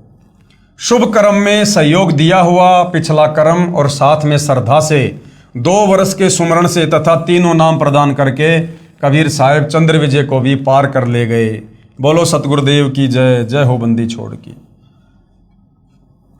परमेश्वर कबीर साहिब जी सच्चे श्रद्धालु यानी सच्ची नीयत से मर्यादा में रहकर भक्ति करने वाले भगत की आयु बढ़ा देता है, जैसे चंद्र विजय की बढ़ा दी, तथा उसके परिवार की भी रक्षा करता है। उपरोक्त विवरण से सिद्ध हुआ, ये प्रमाण बहुत पहले के हैं। अब देखो क्या कह रहे हैं परमात्मा, कबीर परमेश्वर यानी परमेश्वर कबीर साहिब जी सच्चे श्रद्धालु की उम्र बढ़ा देता है। मान लो हम सच्चे श्रद्धालु हैं, हमने मर्यादा में रहकर सच्ची नीयत से सतलोक जाने के लिए भक्ति की, और कबीर परमात्मा जी हमें सतलोक के लिए ले जा रहे हैं, और हमें कबीर परमेश्वर जी ने मानसरोवर पर बैठा दिया, और हमारी आस्था चेक करने के लिए कबीर परमात्मा ने हमारे को दिव्य दृष्टि दे दी। और पीछे से ऐसी कोई घटना परिवार में बच्चों के साथ घटित भी हो जाए तो हमने इस पॉइंट को ध्यान रखना है कि जो सच्ची नीयत से जो व्यक्ति भक्ति करता है, पीछे से क्या होता है, उसके परिवार की भी रक्षा करता है। कौन? कबीर भगवान। तो फिर हमने चिंता काहे की?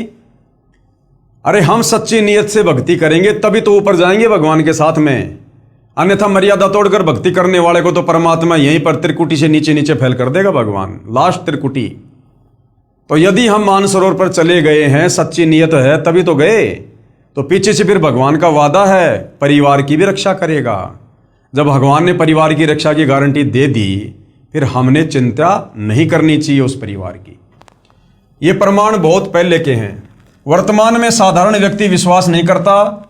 वर्तमान में पूज्य कबीर परमेश्वर की शक्ति से गुरुदेव कह रहे हैं कि मुझदास के द्वारा हुए कष्ट निवारण तथा आयु वृद्धि के ढेर सारे प्रमाण पढ़िए, पुस्तक परमेश्वर का सार संदेश है। तो कोशिश करेंगे, मालिक से प्रार्थना करेंगे, ये जो पवित्र पुस्तक है परमेश्वर का सार संदेश, इसके ऊपर भी हम आने वाले समय में वीडियो जो है बनाएंगे।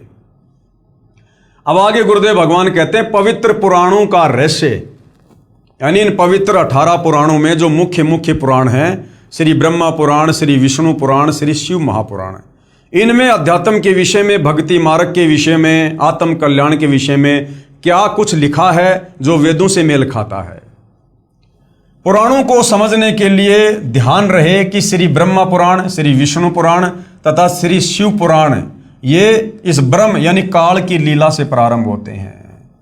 ब्रह्मा पुराण, शिव पुराण, विष्णु पुराण ये काल की लीला से शुरू होते हैं, ब्रह्म की लीला से। फिर ये नीचे इन ब्रह्मा विष्णु महेश पर आकर आगे की जानकारी देते हैं, जिसे प्रथम अव्यक्त गीता अध्याय 7 श्लोक 25 में कहा है। जो गीता अध्याय 11 श्लोक 32 में कहता है कि मैं काल हूं, यानी गीता जी का ज्ञान देते समय ये काल ब्रह्म कृष्ण जी के शरीर में प्रेत की भांति प्रवेश करके क्या कह रहा है अध्याय 11 श्लोक 32 में कि मैं काल हूं। इसी को क्षर पुरुष भी कहते हैं, यानी इसका जन्म और मरण होता है, ये नाशवान है, अविनाशी नहीं है। इसलिए इसी काल को, इस ब्रह्म को क्षर पुरुष तथा ज्योति निरंजन भी कहा जाता है, क्योंकि इसकी उत्पत्ति अंडे से हुई थी, उस समय इसमें तेज था, तो परमात्मा ने इसका नाम ज्योति निरंजन भी रखा है। यही सदाशिव काल रूपी ब्रह्म भी कहलाता है।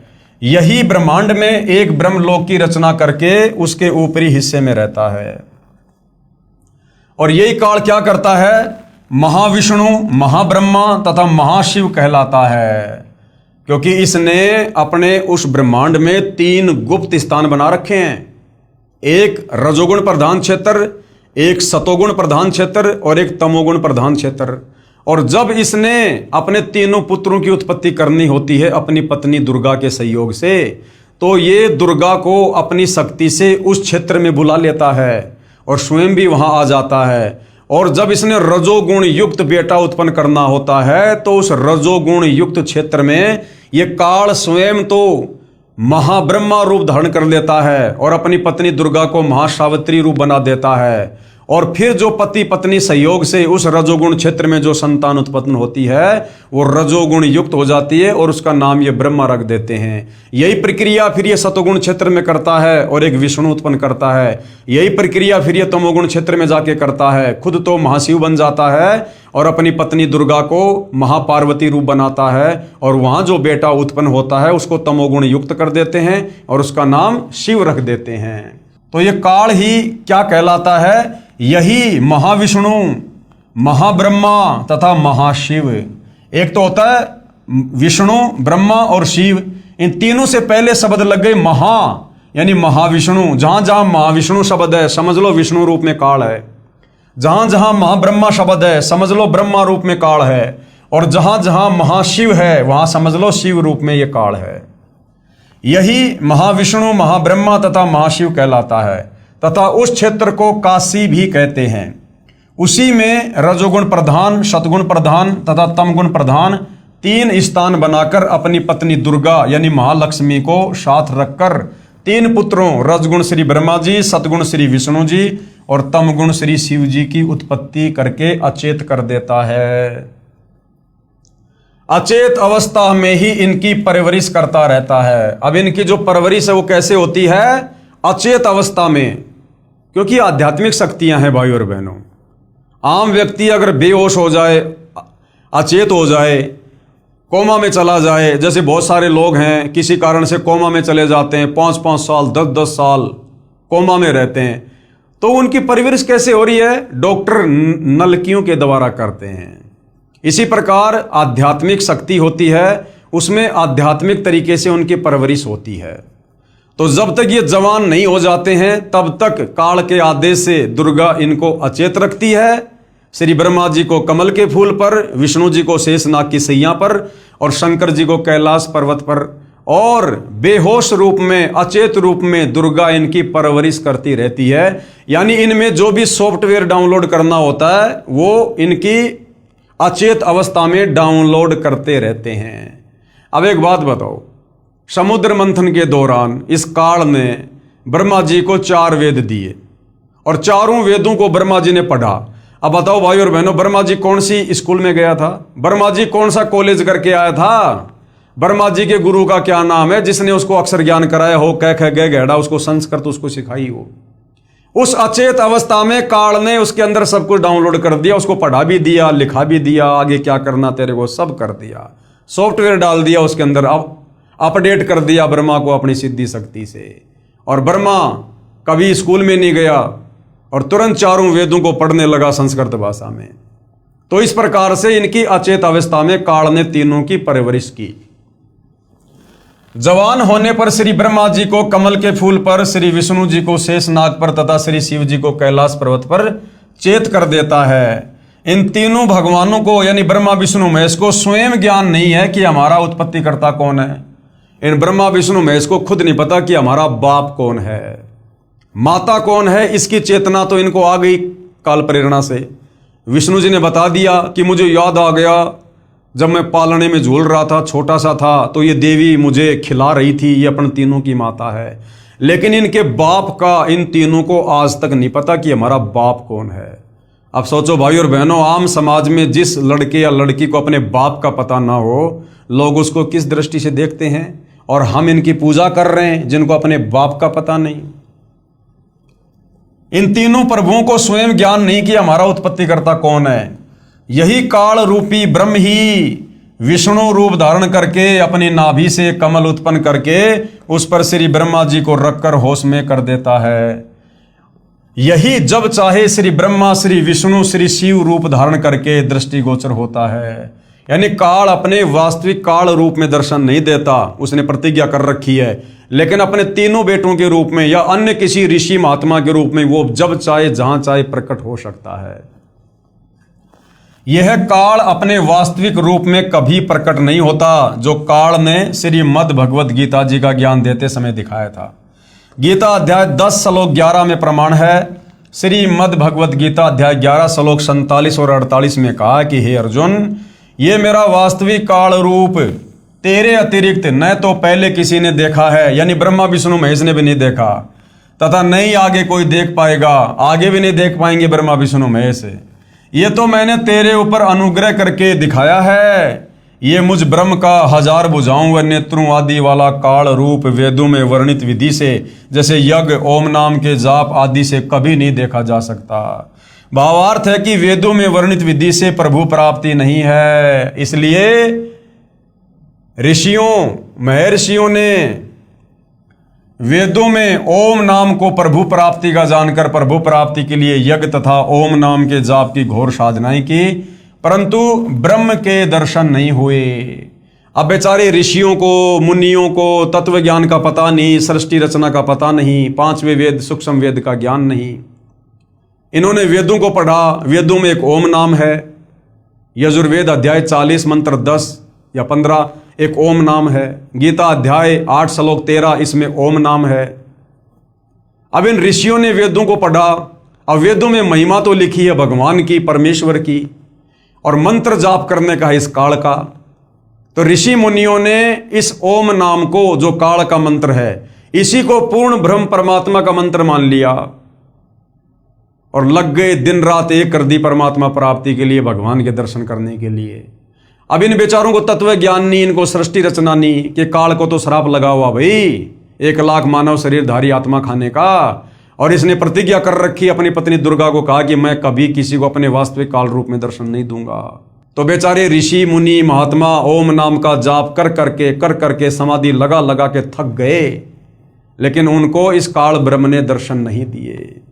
और जो परमात्मा दर्शन देता है, मिलता है, वो विधि तत्वदर्शी संत के अलावा इन चारों वेदों में नहीं। तो तत्वदर्शी संत उनको मिला नहीं जिससे परमात्मा के दर्शन हो। तो इस कारण से भाइयों और बहनों, इन साधु संत महात्माओं ने समाधि लगाई, तप किए, ओम नाम का जाप किया, लेकिन काल की प्रतिज्ञा है मैं किसी को दर्शन दूंगा नहीं, उसने दर्शन दिए नहीं। जिस कारण से अंत में उन साधु संत महात्माओं ने यह निर्णय कर लिया कि परमात्मा निराकार है, जबकि वो निराकार नहीं, वो काल साकार है, लेकिन अपनी प्रतिज्ञावश वो किसी को दर्शन नहीं देता। ओम नाम को प्रभु प्राप्ति का जानकर प्रभु प्राप्ति के लिए यज्ञ तथा ओम नाम के जाप की घोर साधनाएं की, परंतु इस ब्रह्म के दर्शन नहीं हुए। किसी ने कमलों का प्रकाश देख लिया, किसी ने शरीर में ज्योति देखी तथा धुनें सुनी, जो काल ब्रह्म का छल है, ये अपने तक नहीं पहुंचने देता किसी की भी सुरती को। किसी ने सहस्त्र कमल की 1000 ज्योतियों से निकल रहा प्रकाश देखकर प्रभु की प्राप्ति मान ली। जैसे किसी स्थान पर एक ही रंग के 1000 बल्ब एक दूसरे के साथ सटाकर गोलाकार में जगह रखे हों, दूर से देखने वाले को एक प्रकाश समूह ही दिखाई देगा, यानी एक आग का सा गोला दिखाई देगा, लेकिन उसके निकट जाने पर पता लगता है कि ये तो बल्बों यानी उन लटुओं का प्रकाश है, अलग अलग है। तो जिस एकाध की समाधि सहस्त्र कमल दल में चली गई, वहां पर इसने 1000 ज्योतियां दिखा दी अपनी, जिस कारण से उसने मान लिया कि बस यही परमात्मा है, ज्योति रूप ही है भगवान। इसी प्रकार कुछ साधक हठ योग करके शरीर में अंतर्मुख होकर कुछ आतिशबाजी को देखकर प्रभु की प्राप्ति मान लेते हैं, उसी में खुश हो जाते हैं कि हमने कर लिए भगवान के दर्शन। उसी काल जाल को आनंद मानकर अपना अनमोल जीवन नष्ट कर जाते हैं। वेदों में स्पष्ट लिखा है कि परमेश्वर सहशरीर है। यजुर्वेद अध्याय 1 मंत्र 15 तथा अध्याय 5 मंत्र 1 में इसका प्रमाण है। अग्ने तनुर असी, यानी परमात्मा सहशरीर है। विष्णवे तवा सोमस्य तनुरसी, और सबका धारण पोषण करने वाले परमात्मा का शरीर है। जिसका शब्दार्थ है कि परमेश्वर सह शरीर है। अग्नि यानी परमात्मा, तनूर यानी सह शरीर, असीम यानी है। परमेश्वर सह शरीर है, वो निराकार नहीं है। उस सर्व पालन करता अमर पुरुष सत्य पुरुष का शरीर है, अर्थात परमेश्वर आकार में है। इसीलिए ऋषियों ने प्रभु दर्शन के लिए घोर साधनाएं की, परंतु वेदों में वर्णित विधि से प्रभु प्राप्ति नहीं हो सकती। ओम नाम के जाप से परमात्मा प्राप्ति नहीं हो सकती। ओम नाम के जाप से तो ये काली दर्शन नहीं देता। इसलिए आज तक सर्व साधकों यानी भक्तों, ऋषियों, ये भाई और बहनों, आज से पहले जो त्रेता द्वापर सतयुग में जो भगत थे, जो भक्ति करते थे, जैसे आज आप और हम कर रहे हैं, उस समय उनको ऋषि कहा जाता था, उनको मुनि कहा जाता था। तो चाहे भगत कहो, चाहे संत कहो, चाहे साधक कहो, चाहे योगी कहो, चाहे ऋषि कहो, चाहे मुनि कहो, ये एक ही बात है। जैसे जल पानी नीर, जल पानी नीर। कोई ये सोचे कि तो बहुत बड़ी तोप होंगे, इनके नाम को तो ऋषि कहा करते थे। अरे आज जैसे पवन दास, ऐसे चाहे मुनि पवन कह दो, ऋषि पवन कह दो, बात एक ही है। इसलिए आज तक सर्व साधकों यानी भक्तों, ऋषियों आदि ने अपने अनुभव की पुस्तकों की रचना कर दी जो वेद ज्ञान विरुद्ध है, और उन्होंने फिर आगे चलकर अपने अपने अनुभव की पुस्तकें बना दी कि मैंने ऐसे ऐसे ओम नाम का जाप किया, मैंने इतने साल समाधि लगाई, समाधि अवस्था में मुझे उस प्रभु के ज्योति रूप में दर्शन हुए हैं। परमात्मा तो वास्तव में निराकार है, उसका मनुष्य जैसा शरीर नहीं है, वो तो ज्योति ज्योति उसका रूप है, आकार है। और आम समाज ने इन बातों को सत्य मान लिया और भगवान को निराकार साबित कर दिया। अब सर्व भगत समाज पवित्र वेदों के स्थान पर अन्य महर्षियों या संतों के अनुभव से बनी पुस्तकों के ज्ञान पर आधारित हो चुका है। अब वेद कौन पढ़े भाई? वेद तो इतनी मोटी मोटी पुस्तकें, ऊपर से वो संस्कृत में, कौन पढ़े? आम व्यक्ति को पढ़ने का अधिकार भी नहीं था। फिर क्या करते ये साधु संत महात्मा? अपने अनुभव की छोटी छोटी पुस्तकें निकाल देते कि हमने वेदों को पढ़कर निष्कर्ष निकालकर, वेदों का निचोड़ निकालकर ये पुस्तक बनाई है। तो आम आदमी बेचारा उस पुस्तक को वेद ज्ञान युक्त पुस्तक मानकर, जो वास्तव में उस ऋषि का अपना भक्ति अनुभव था, जो वेदों के विरुद्ध था, हमने उसी को सत्य मानकर उसी के अनुसार फिर हमने साधना करनी शुरू कर दी। ऐसे फिर ये शास्त्र विरुद्ध साधना पूरे समाज में फैल गई सदियों से। पवित्र वेदों तथा श्रीमद् भगवद गीता जी का ज्ञानदाता ब्रह्म कह रहा है कि तीनों गुण, रजगुण ब्रह्मा, सतगुण विष्णु, तमगुण शंकर जी, इनकी इष्ट रूप में पूजा के योग्य नहीं है। गीता अध्याय 7 श्लोक 12 से 15, ये गीता ज्ञान देने वाला काल ब्रह्म खुद कह रहा है कि ब्रह्मा विष्णु महेश यानी रजगुण सतगुण तमगुण, ये तीनों देवता पूजा के योग्य नहीं है। ब्रह्मा विष्णु महेश की पूजा का विधान नहीं है, क्योंकि ये भी नाशवान है, अर्थात जन्म मरण में है, तथा कर्म का फल ज्यों का त्यों ही देते हैं। पाप यानी पाप नाश नहीं कर सकते। कौन? ब्रह्मा विष्णु महेश। इनके पुजारी भक्तों को प्रारब्ध में लिखे कष्ट को भोगना ही पड़ता है। इन तीनों भगवानों की साधना से क्षणिक सांसारिक सुख तो प्राप्त हो जाता है, परंतु पूर्ण मोक्ष नहीं होता, अर्थात जन्म मरण से छुटकारा नहीं है। इन तीनों प्रभुओं श्री ब्रह्मा जी, श्री विष्णु जी, श्री शिव जी से मिलने वाले क्षणिक लाभ पर जिनकी आस्था बनी है, वे राक्षस स्वभाव को धारण किए हुए मनुष्यों में नीच दुष्कर्म करने वाले मूर्ख मुझकाल ब्रह्म को भी नहीं भजते। इसका प्रमाण है श्रीमद् भगवद गीता अध्याय 7 श्लोक 12 से 15। क्योंकि ब्रह्म साधक अधिक समय तक ब्रह्म लोक में बने महास्वर्ग में अपने नाम व पुण्यों की कमाई के आधार पर रहता है। यानी ब्रह्मा विष्णु महेश की साधना के बजाय यदि कोई काल की ओम नाम की साधना करता है, तो ब्रह्मा विष्णु महेश की भक्ति करके जितने दिन आप स्वर्ग में रह सकते हो, उससे कई गुना ज्यादा आप स्वर्ग से ऊपर ओम नाम की कमाई करके, ब्रह्म का जाप करके आप महास्वर्ग में रह सकते हो। लेकिन वापस महास्वर्ग वाले प्राणी को भी आना पड़ेगा जन्म और मरण में। इसलिए काल कह रहा है कि तीनों भगवानों से कुछ ज्यादा राहत मैं दे सकता हूं, परंतु यह ब्रह्मलोक तथा काल ब्रह्म भी नाशवान है। यह काल भी नाशवान है और इसका ब्रह्मलोक भी नाशवान है। गीता अध्याय 8 श्लोक 16 में कहा कि ब्रह्मलोक तक सर्वलोक नाशवान है, तथा गीता अध्याय 2 श्लोक 12 तथा अध्याय 4 श्लोक 5 में स्वयं गीता ज्ञानदाता ब्रह्म कह रहा है कि मेरी भी जन्म और मृत्यु होती है अर्जुन, मेरी भी जन्म और मृत्यु होती है, अर्थात मैं भी नाशवान हूं। इसलिए पवित्र गीता अध्याय 7 श्लोक 18 में कहा कि जो चौथे प्रकार के मेरे ब्रह्म के साधक, जो ज्ञानी है, जो वेदों के ज्ञान के आधार पर जान लेते हैं कि केवल एक पूर्ण परमात्मा ही इष्ट रूप में पूज्य है, वही पाप नाशक है, पूर्ण मोक्षदायक है तथा मानव शरीर प्रभु प्राप्ति के लिए मिला है, उन्होंने वेदों का स्वयं ही निष्कर्ष निकाल ले लिया कि ओम नाम यही एक मंत्र है जो प्रभु प्राप्ति का है। इसी ओम मंत्र के जाप से हजारों वर्ष साधना करके अपने शरीर को भी न्यौछावर कर दिया, परंतु प्रभु दर्शन नहीं हुए। अन्य उपलब्धियां हो गई, कुछ सिद्धियां प्राप्त हो गई तथा स्वर्ग महास्वर्ग आदि में उच्च पद प्राप्त हो गए। फिर भजन कमाई तथा पुण्यों की कमाई समाप्त होने पर पुनः जन्म मरण तथा 84 लाख प्राणियों के शरीर में घोर कष्ट तथा नरक में पाप कर्म का फल भोगना ही पड़ रहा है। पवित्र यजुर्वेद अध्याय 40 मंत्र 10 तथा पवित्र गीता अध्याय 4 श्लोक 34 में उपरोक्त दोनों शास्त्रों का ज्ञान दाता ब्रह्म कह रहा है कि उस पूर्ण परमात्मा के विषय में मैं काल रूपी ब्रह्म नहीं जानता। उस परमेश्वर के विषय में कि जहां जाने के बाद साधक लौटकर संसार में नहीं आता, जन्म मरण नहीं होता, उस परमेश्वर के विषय में पूर्ण जानकारी अर्थात तत्व ज्ञान तथा उस परमेश्वर की प्राप्ति की विधि अर्थात पूर्ण मोक्ष मार्ग की जानकारी के लिए तत्वदर्शी संतों की खोज कर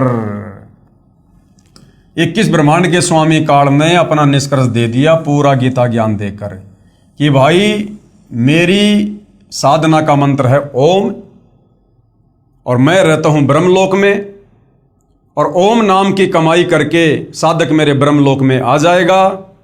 ब्रह्मलोक में स्वर्ग से ज्यादा आनंद है, मौज मस्ती है, ज्यादा समय रहेगा।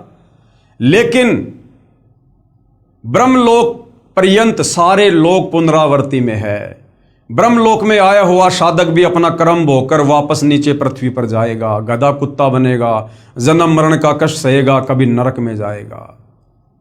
फिर कह रहा है यदि तेरे को पूर्ण मुक्ति चाहिए, पूर्ण मोक्ष चाहिए, परम शांति चाहिए, तो चाहता कि मैं कभी ना जन्मूं, मैं कभी ना मरूं, कभी बूढ़ा ना हूं, कोई काम धंधा ना करना पड़े, सदा मैं अविनाशी रहूं, सारे ठाट बाट हों, जहां पर 84 लाख योनियां ना हो, कोई नरक ना हो, जन्म मरण ना हो, तो उसके लिए कह रहा भैया तू तत्वदर्शी संत की शरण में चला जा।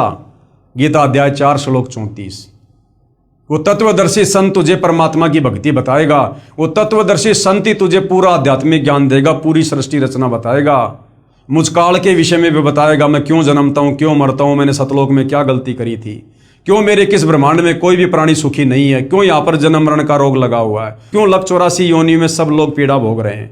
ये बातें तुझे वो तत्वदर्शी संत ही बताएगा। तो गीता ज्ञानदाता काल ब्रह्म ने ऑप्शन छोड़ दिया कि भैया कंप्लीट मोक्ष मार्ग, कंप्लीट भक्ति विधि मुझ काल ब्रह्म को भी नहीं पता है, इसके लिए तो किसी तत्वदर्शी संत की शरण में जा। तो आज भाई और बहनों वह तत्वदर्शी संत सतगुरु रामपाल जी हैं। बहुत बड़ा मौका, जबरदस्त सुअवसर है। फिर जैसे वे साधना बताएं वैसे कर, उसके पश्चात उस परम पद परमेश्वर की खोज करनी चाहिए, अर्थात सतलोक के लिए भक्ति जी जान से करनी चाहिए, जिसमें गए हुए भगत फिर लौटकर संसार में नहीं आते, यानी मेरे वाले संसार में 21 ब्रह्मांड में नहीं आते, जो सतलोक चले जाते हैं, अर्थात पूर्ण मोक्ष प्राप्त करके सदा के लिए जन्म मृत्यु तथा 84 लाख योनियों के कष्ट तथा नरक की पीड़ा के कष्ट से मुक्त हो जाते हैं, तथा पूर्ण शांति प्राप्त करके शाश्वत स्थानम अविनाशी लोक अर्थात सतलोक को प्राप्त हो जाते हैं। इसका प्रमाण गीता जी अध्याय 15 श्लोक 1 से 4 तत्वदर्शी संत की यहाँ पर पूरी तरह से पहचान बताई गई है, तथा गीता अध्याय 18 श्लोक 62 और ऋग्वेद मंडल 1 सूक्त 24 मंत्र 1 और 2 में। तत्वदर्शी संत के न मिलने के कारण सभी ऋषिजन यानी सभी भगत, त्रेता सतयुग और द्वापर वाले सभी ऋषिजन यानी भगत जन वेदों अनुसार साधना करके भी महाकष्ट में ही रह जाते हैं। इसलिए गीता अध्याय 7 श्लोक 18 में कहा है कि जो ज्ञानी आत्मा है वे है तो अच्छी, क्योंकि प्रभु प्राप्ति के लिए तन मन धन से वेदों अनुसार साधना करते हैं, परंतु वे भी मुझ काल ब्रह्म की अनुतमाम यानी अति घटिया गति अर्थात साधना से मिलने वाले लाभ पर ही आश्रित हैं, क्योंकि वो चारों वेदों का निष्कर्ष निकाल लेते हैं। चारों वेदों में केवल एक ओम मंत्र है, इसी को परमात्मा का मानकर वो तन मन धन से भक्ति पर लग जाते हैं, परंतु ओम नाम के कारण वो ब्रह्मलोक में आ जाते हैं और ब्रह्मलोक से फिर नीचे अपना कर्म भोगने के लिए जाते हैं, जिससे इनका पूर्ण मोक्ष नहीं हो सकता। जन्म मृत्यु तथा नाना प्राणियों के शरीर में तथा नरक में कर्म आधार से कष्ट कभी समाप्त नहीं हो सकता इस काल ब्रह्म की वेदों अनुसार साधना से। ज्योति निरंजन अर्थात काल रूपी ब्रह्म ने कसम खाई है कि मैं कभी भी किसी को किसी भी साधना से अपने असली काल रूप में दर्शन नहीं दूंगा। इसलिए यही काल रूपी ब्रह्म ही अपने पुत्रों ब्रह्मा विष्णु शिव के रूप में दिखाई देकर नाना लीला करता है, ये चरित्र करता है, जिस कारण से अन्य जन सोचते हैं कि ये लीला भगवान विष्णु ने की है, कभी कहते हैं कि ये लीला श्री ब्रह्मा ने की है, कभी कहते हैं कि ये लीला श्री शिव ने की है। जैसे आम व्यक्ति कहता है कि श्री ब्रह्मा जी की उत्पत्ति श्री विष्णु जी की नाभि से, नाभि कमल पर हुई, उस समय श्री विष्णु जी के रूप में काल ने अपनी नाभि के कमल प्रकट किया था। तो ऐसे ये काल अपने तीनों पुत्रों का रूप बनाकर तरह तरह की लीला करके और भक्तों को भ्रमित रखता है। ब्रह्मा पुराण यानी सृष्टि वर्णन नामक अध्याय में श्री लोमय ऋषि, जिसे सूत जी भी कहा जाता है, इन्होंने अपने गुरुदेव श्री व्यास ऋषि से सुना ज्ञान कहा है कि व्यास जी ने श्री नारद जी से सुना तथा श्री नारद जी ने अपने पिता श्री ब्रह्मा जी से जानकारी प्राप्त की थी। श्री ब्रह्मा जी को स्वयं ज्ञान नहीं कि मैं कहां से उत्पन्न हुआ। श्री देवी महापुराण 3रा स्कंद, ब्रह्मा खुद कह रहा कि बेटा नारद मुझे पता नहीं मैं कमल के फूल पर कैसे आ गया, मेरा माँ है, कौन मेरा बाप है, मुझे कुछ पता नहीं। ब्रह्मा जी को खुद अपनी उत्पत्ति का नहीं पता, ब्रह्मा भला सृष्टि की उत्पत्ति कैसे करेगा। श्री देवी महापुराण 3रे स्कंद में साफ साफ लिखा हुआ, 6ठा अध्याय 3रा स्कंद। इसका भावार्थ ये नहीं है कि पुराणों का ज्ञान गलत है। जो ज्ञान श्री ब्रह्मा जी ने होश में आने के पश्चात कहा है वह उसी स्तर तक तो सही है, परंतु चेत होने से पूर्व का ज्ञान दंत कथा लोकवेद है। जो पूर्ण परमेश्वर ने प्रथम सतयुग में सतसुकृत नाम से प्रकट होकर तत्वदर्शी संत रूप से तत्व ज्ञान तथा वास्तविक सृष्टि रचना का ज्ञान श्री ब्रह्मा जी तथा श्री मनु जी आदि को दिया था। इन्होंने सुनकर भी अनसुना कर दिया। तत्पश्चात जब श्री ब्रह्मा जी से इसी के वंशज पूछने लगे तो उस सुने सुनाए ज्ञान के आधार से कुछ मिलावट करके पूर्व का ज्ञान कहा है, जिस कारण से कोई पुराण निर्णय ज्ञान युक्त नहीं है। किसी पुराण के आधार से सिद्ध होता है कि श्री विष्णु जी की उत्पत्ति श्री ब्रह्मा जी से हुई है, किसी पुराण से सिद्ध होता है कि श्री ब्रह्मा जी की उत्पत्ति श्री विष्णु जी से हुई, आदि आदि। इसी कारण सभी ऋषिजन तथा श्री ब्रह्मा विष्णु तथा शिव जी भी संशय में हैं। यानी इनके जो भगत हैं ब्रह्मा विष्णु महेश के, जब ये इनकी पूजा करते हैं, समाधि लगाते हैं, तो समाधि अवस्था में ये काल ब्रह्मा जी के उपासक को ब्रह्मा रूप बनाकर दर्शन दे देता है, विष्णु जी के उपासक को विष्णु रूप बनाकर दर्शन दे देता है, शंकर जी के भगत को शंकर जी का रूप बनाकर दर्शन दे देता है, प्रकट हो जाता है। और वो साधक समझ लेते हैं कि बस ब्रह्मा जी भगवान है, विष्णु जी के साधक समझते श्री विष्णु जी परमात्मा है, और आपस में एक दूसरे को सर्वश्रेष्ठ बताकर आगे प्रचार प्रसार करते रहते हैं। और इसी आधार से उन साधकों ने, उन ऋषियों ने आगे चलकर अपने अनुभव की पुस्तकें लिख दी। किसी ने लिख दिया कि श्री ब्रह्मा जी भगवान है, शंकर और विष्णु ब्रह्मा जी से तो उत्पन्न हुए हैं। विष्णु जी के उपासक ने लिख दिया कि विष्णु भगवान है, ब्रह्मा जी और शंकर जी विष्णु जी से उत्पन्न हुए हैं। कोई शंकर जी का भगत लिख देता कि बस ब्रह्मा और विष्णु शंकर जी से उत्पन्न हुए हैं, यही महेश्वर है, मृत्युंजय है।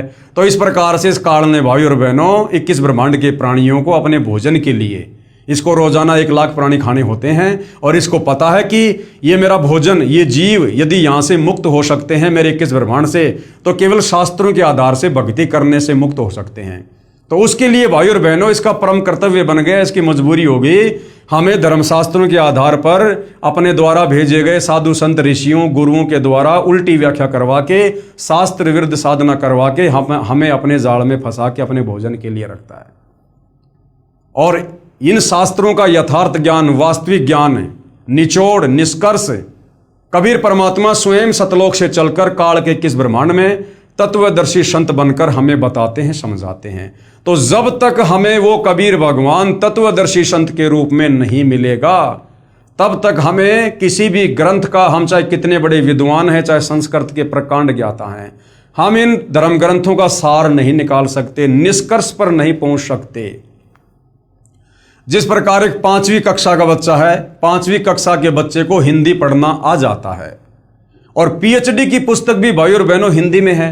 वो 5वीं कक्षा का बच्चा पीएचडी की पुस्तक को हिंदी में पढ़ तो सकता है, लेकिन पीएचडी की पुस्तक के जो शब्द हैं वो बहुत ही गूढ़ हैं। उन शब्दों का अर्थ वो 5वीं क्लास का बच्चा नहीं समझ सकता, केवल उसको पढ़ सकता है। इसी प्रकार हमारी ये नादान धर्मगुरु आचार्य शंकराचार्य संत महंत, इन्होंने संस्कृत भाषा को तो जान लिया, परंतु वेद संस्कृत भाषा में कहना क्या चाहते हैं, उन श्लोकों का वास्तव में अर्थ क्या है, इन अर्थों को ये संस्कृत के विद्वान नहीं समझ पाए, उसको समझाने के लिए स्वयं कबीर परमात्मा ही संत रूप में, सतगुरु रूप में, जगत गुरु रूप में, तत्वदर्शी संत के रूप में धरती पर आकर हमें ज्ञान देते हैं। और जब तक हम तत्वदर्शी संत की शरण में नहीं आएंगे, और तत्वदर्शी संत की शरण प्राप्त होना कोई बच्चों का खेल नहीं है भाई और बहनों। इसके लिए आत्मा के पास युगों युगों के मजबूत भक्ति संस्कार चाहिए। सकल पदार्थ है जगमाही, भाग बिना नर पावत नाई। तो ये भाग भी कबीर भगवान ही आप और हमें भक्ति करवा के बनाता है। तो आज धरती पर सहज में सुलभ तत्वदर्शी संत उपलब्ध है। ये हमारा परम सौभाग्य है इस पृथ्वी के समस्त मानव जाति का। आज यदि हम सतगुरु रामपाल जी के सत्संग सुनकर, ज्ञान को आधार बनाकर, अगर उनसे उपदेश लेकर भक्ति कर लेते हैं, आज हमारा सहज में इस काल के 21 ब्रह्मांड से, जन्म मरण से, लख 84 योनियों के कष्ट से, तपस्या की पीड़ा से, नरक की यातनाओं से आज सहज में पीछा छुड़वाया जा सकता है। अगर आज मौका चूक गए, अनंत युगों तक फिर गधे, कुत्ते, सुअर, मक्खी, मच्छर, गंदी नाले का कीड़ा, या इसी प्रकार से कष्ट भोगने पर हम विवश होंगे। तो भाई और बहनों, ये जो पुराण हैं, इनमें भी जहाँ तक वेदों के अनुसार ज्ञान है, उसका समर्थन सतगुरु रामपाल जी कर रहे हैं और हमें इनका सार निकाल कर समझा रहे हैं। और जो ज्ञान इन पुराणों में वेदों के विरुद्ध है, वो हमारे किसी मतलब का नहीं, वो किसी साधु संत ऋषि महात्मा के अपने अनुभव का ज्ञान है, जो वेदों से मेल नहीं खाता, वो हमारे किसी काम का नहीं है। तो भाई और बहनों, अगले एपिसोड में हम पढ़ेंगे श्री ब्रह्मा जी तथा श्री विष्णु जी का युद्ध। अब बताओ, ये देवी देवता भी आपस में लड़ते हैं, आम आदमी कैसे इनकी भक्ति करके लड़ाई झगड़े से दूर हो सकता है? ये खुद भी लड़ाई झगड़ा करते हैं। तो अगले टॉपिक में हम इसी विषय पर चर्चा करेंगे और अच्छे से अध्यात्म को जानने का प्रयास करेंगे। तब तक पूज्य गुरुदेव भगवान हम सबको आज्ञा दे, आशीर्वाद दे, सद्बुद्धि दे, हमारा मार्गदर्शन करें। बंदी छोड़ सतगुरु रामपाल जी परमेश्वर जी की जय हो।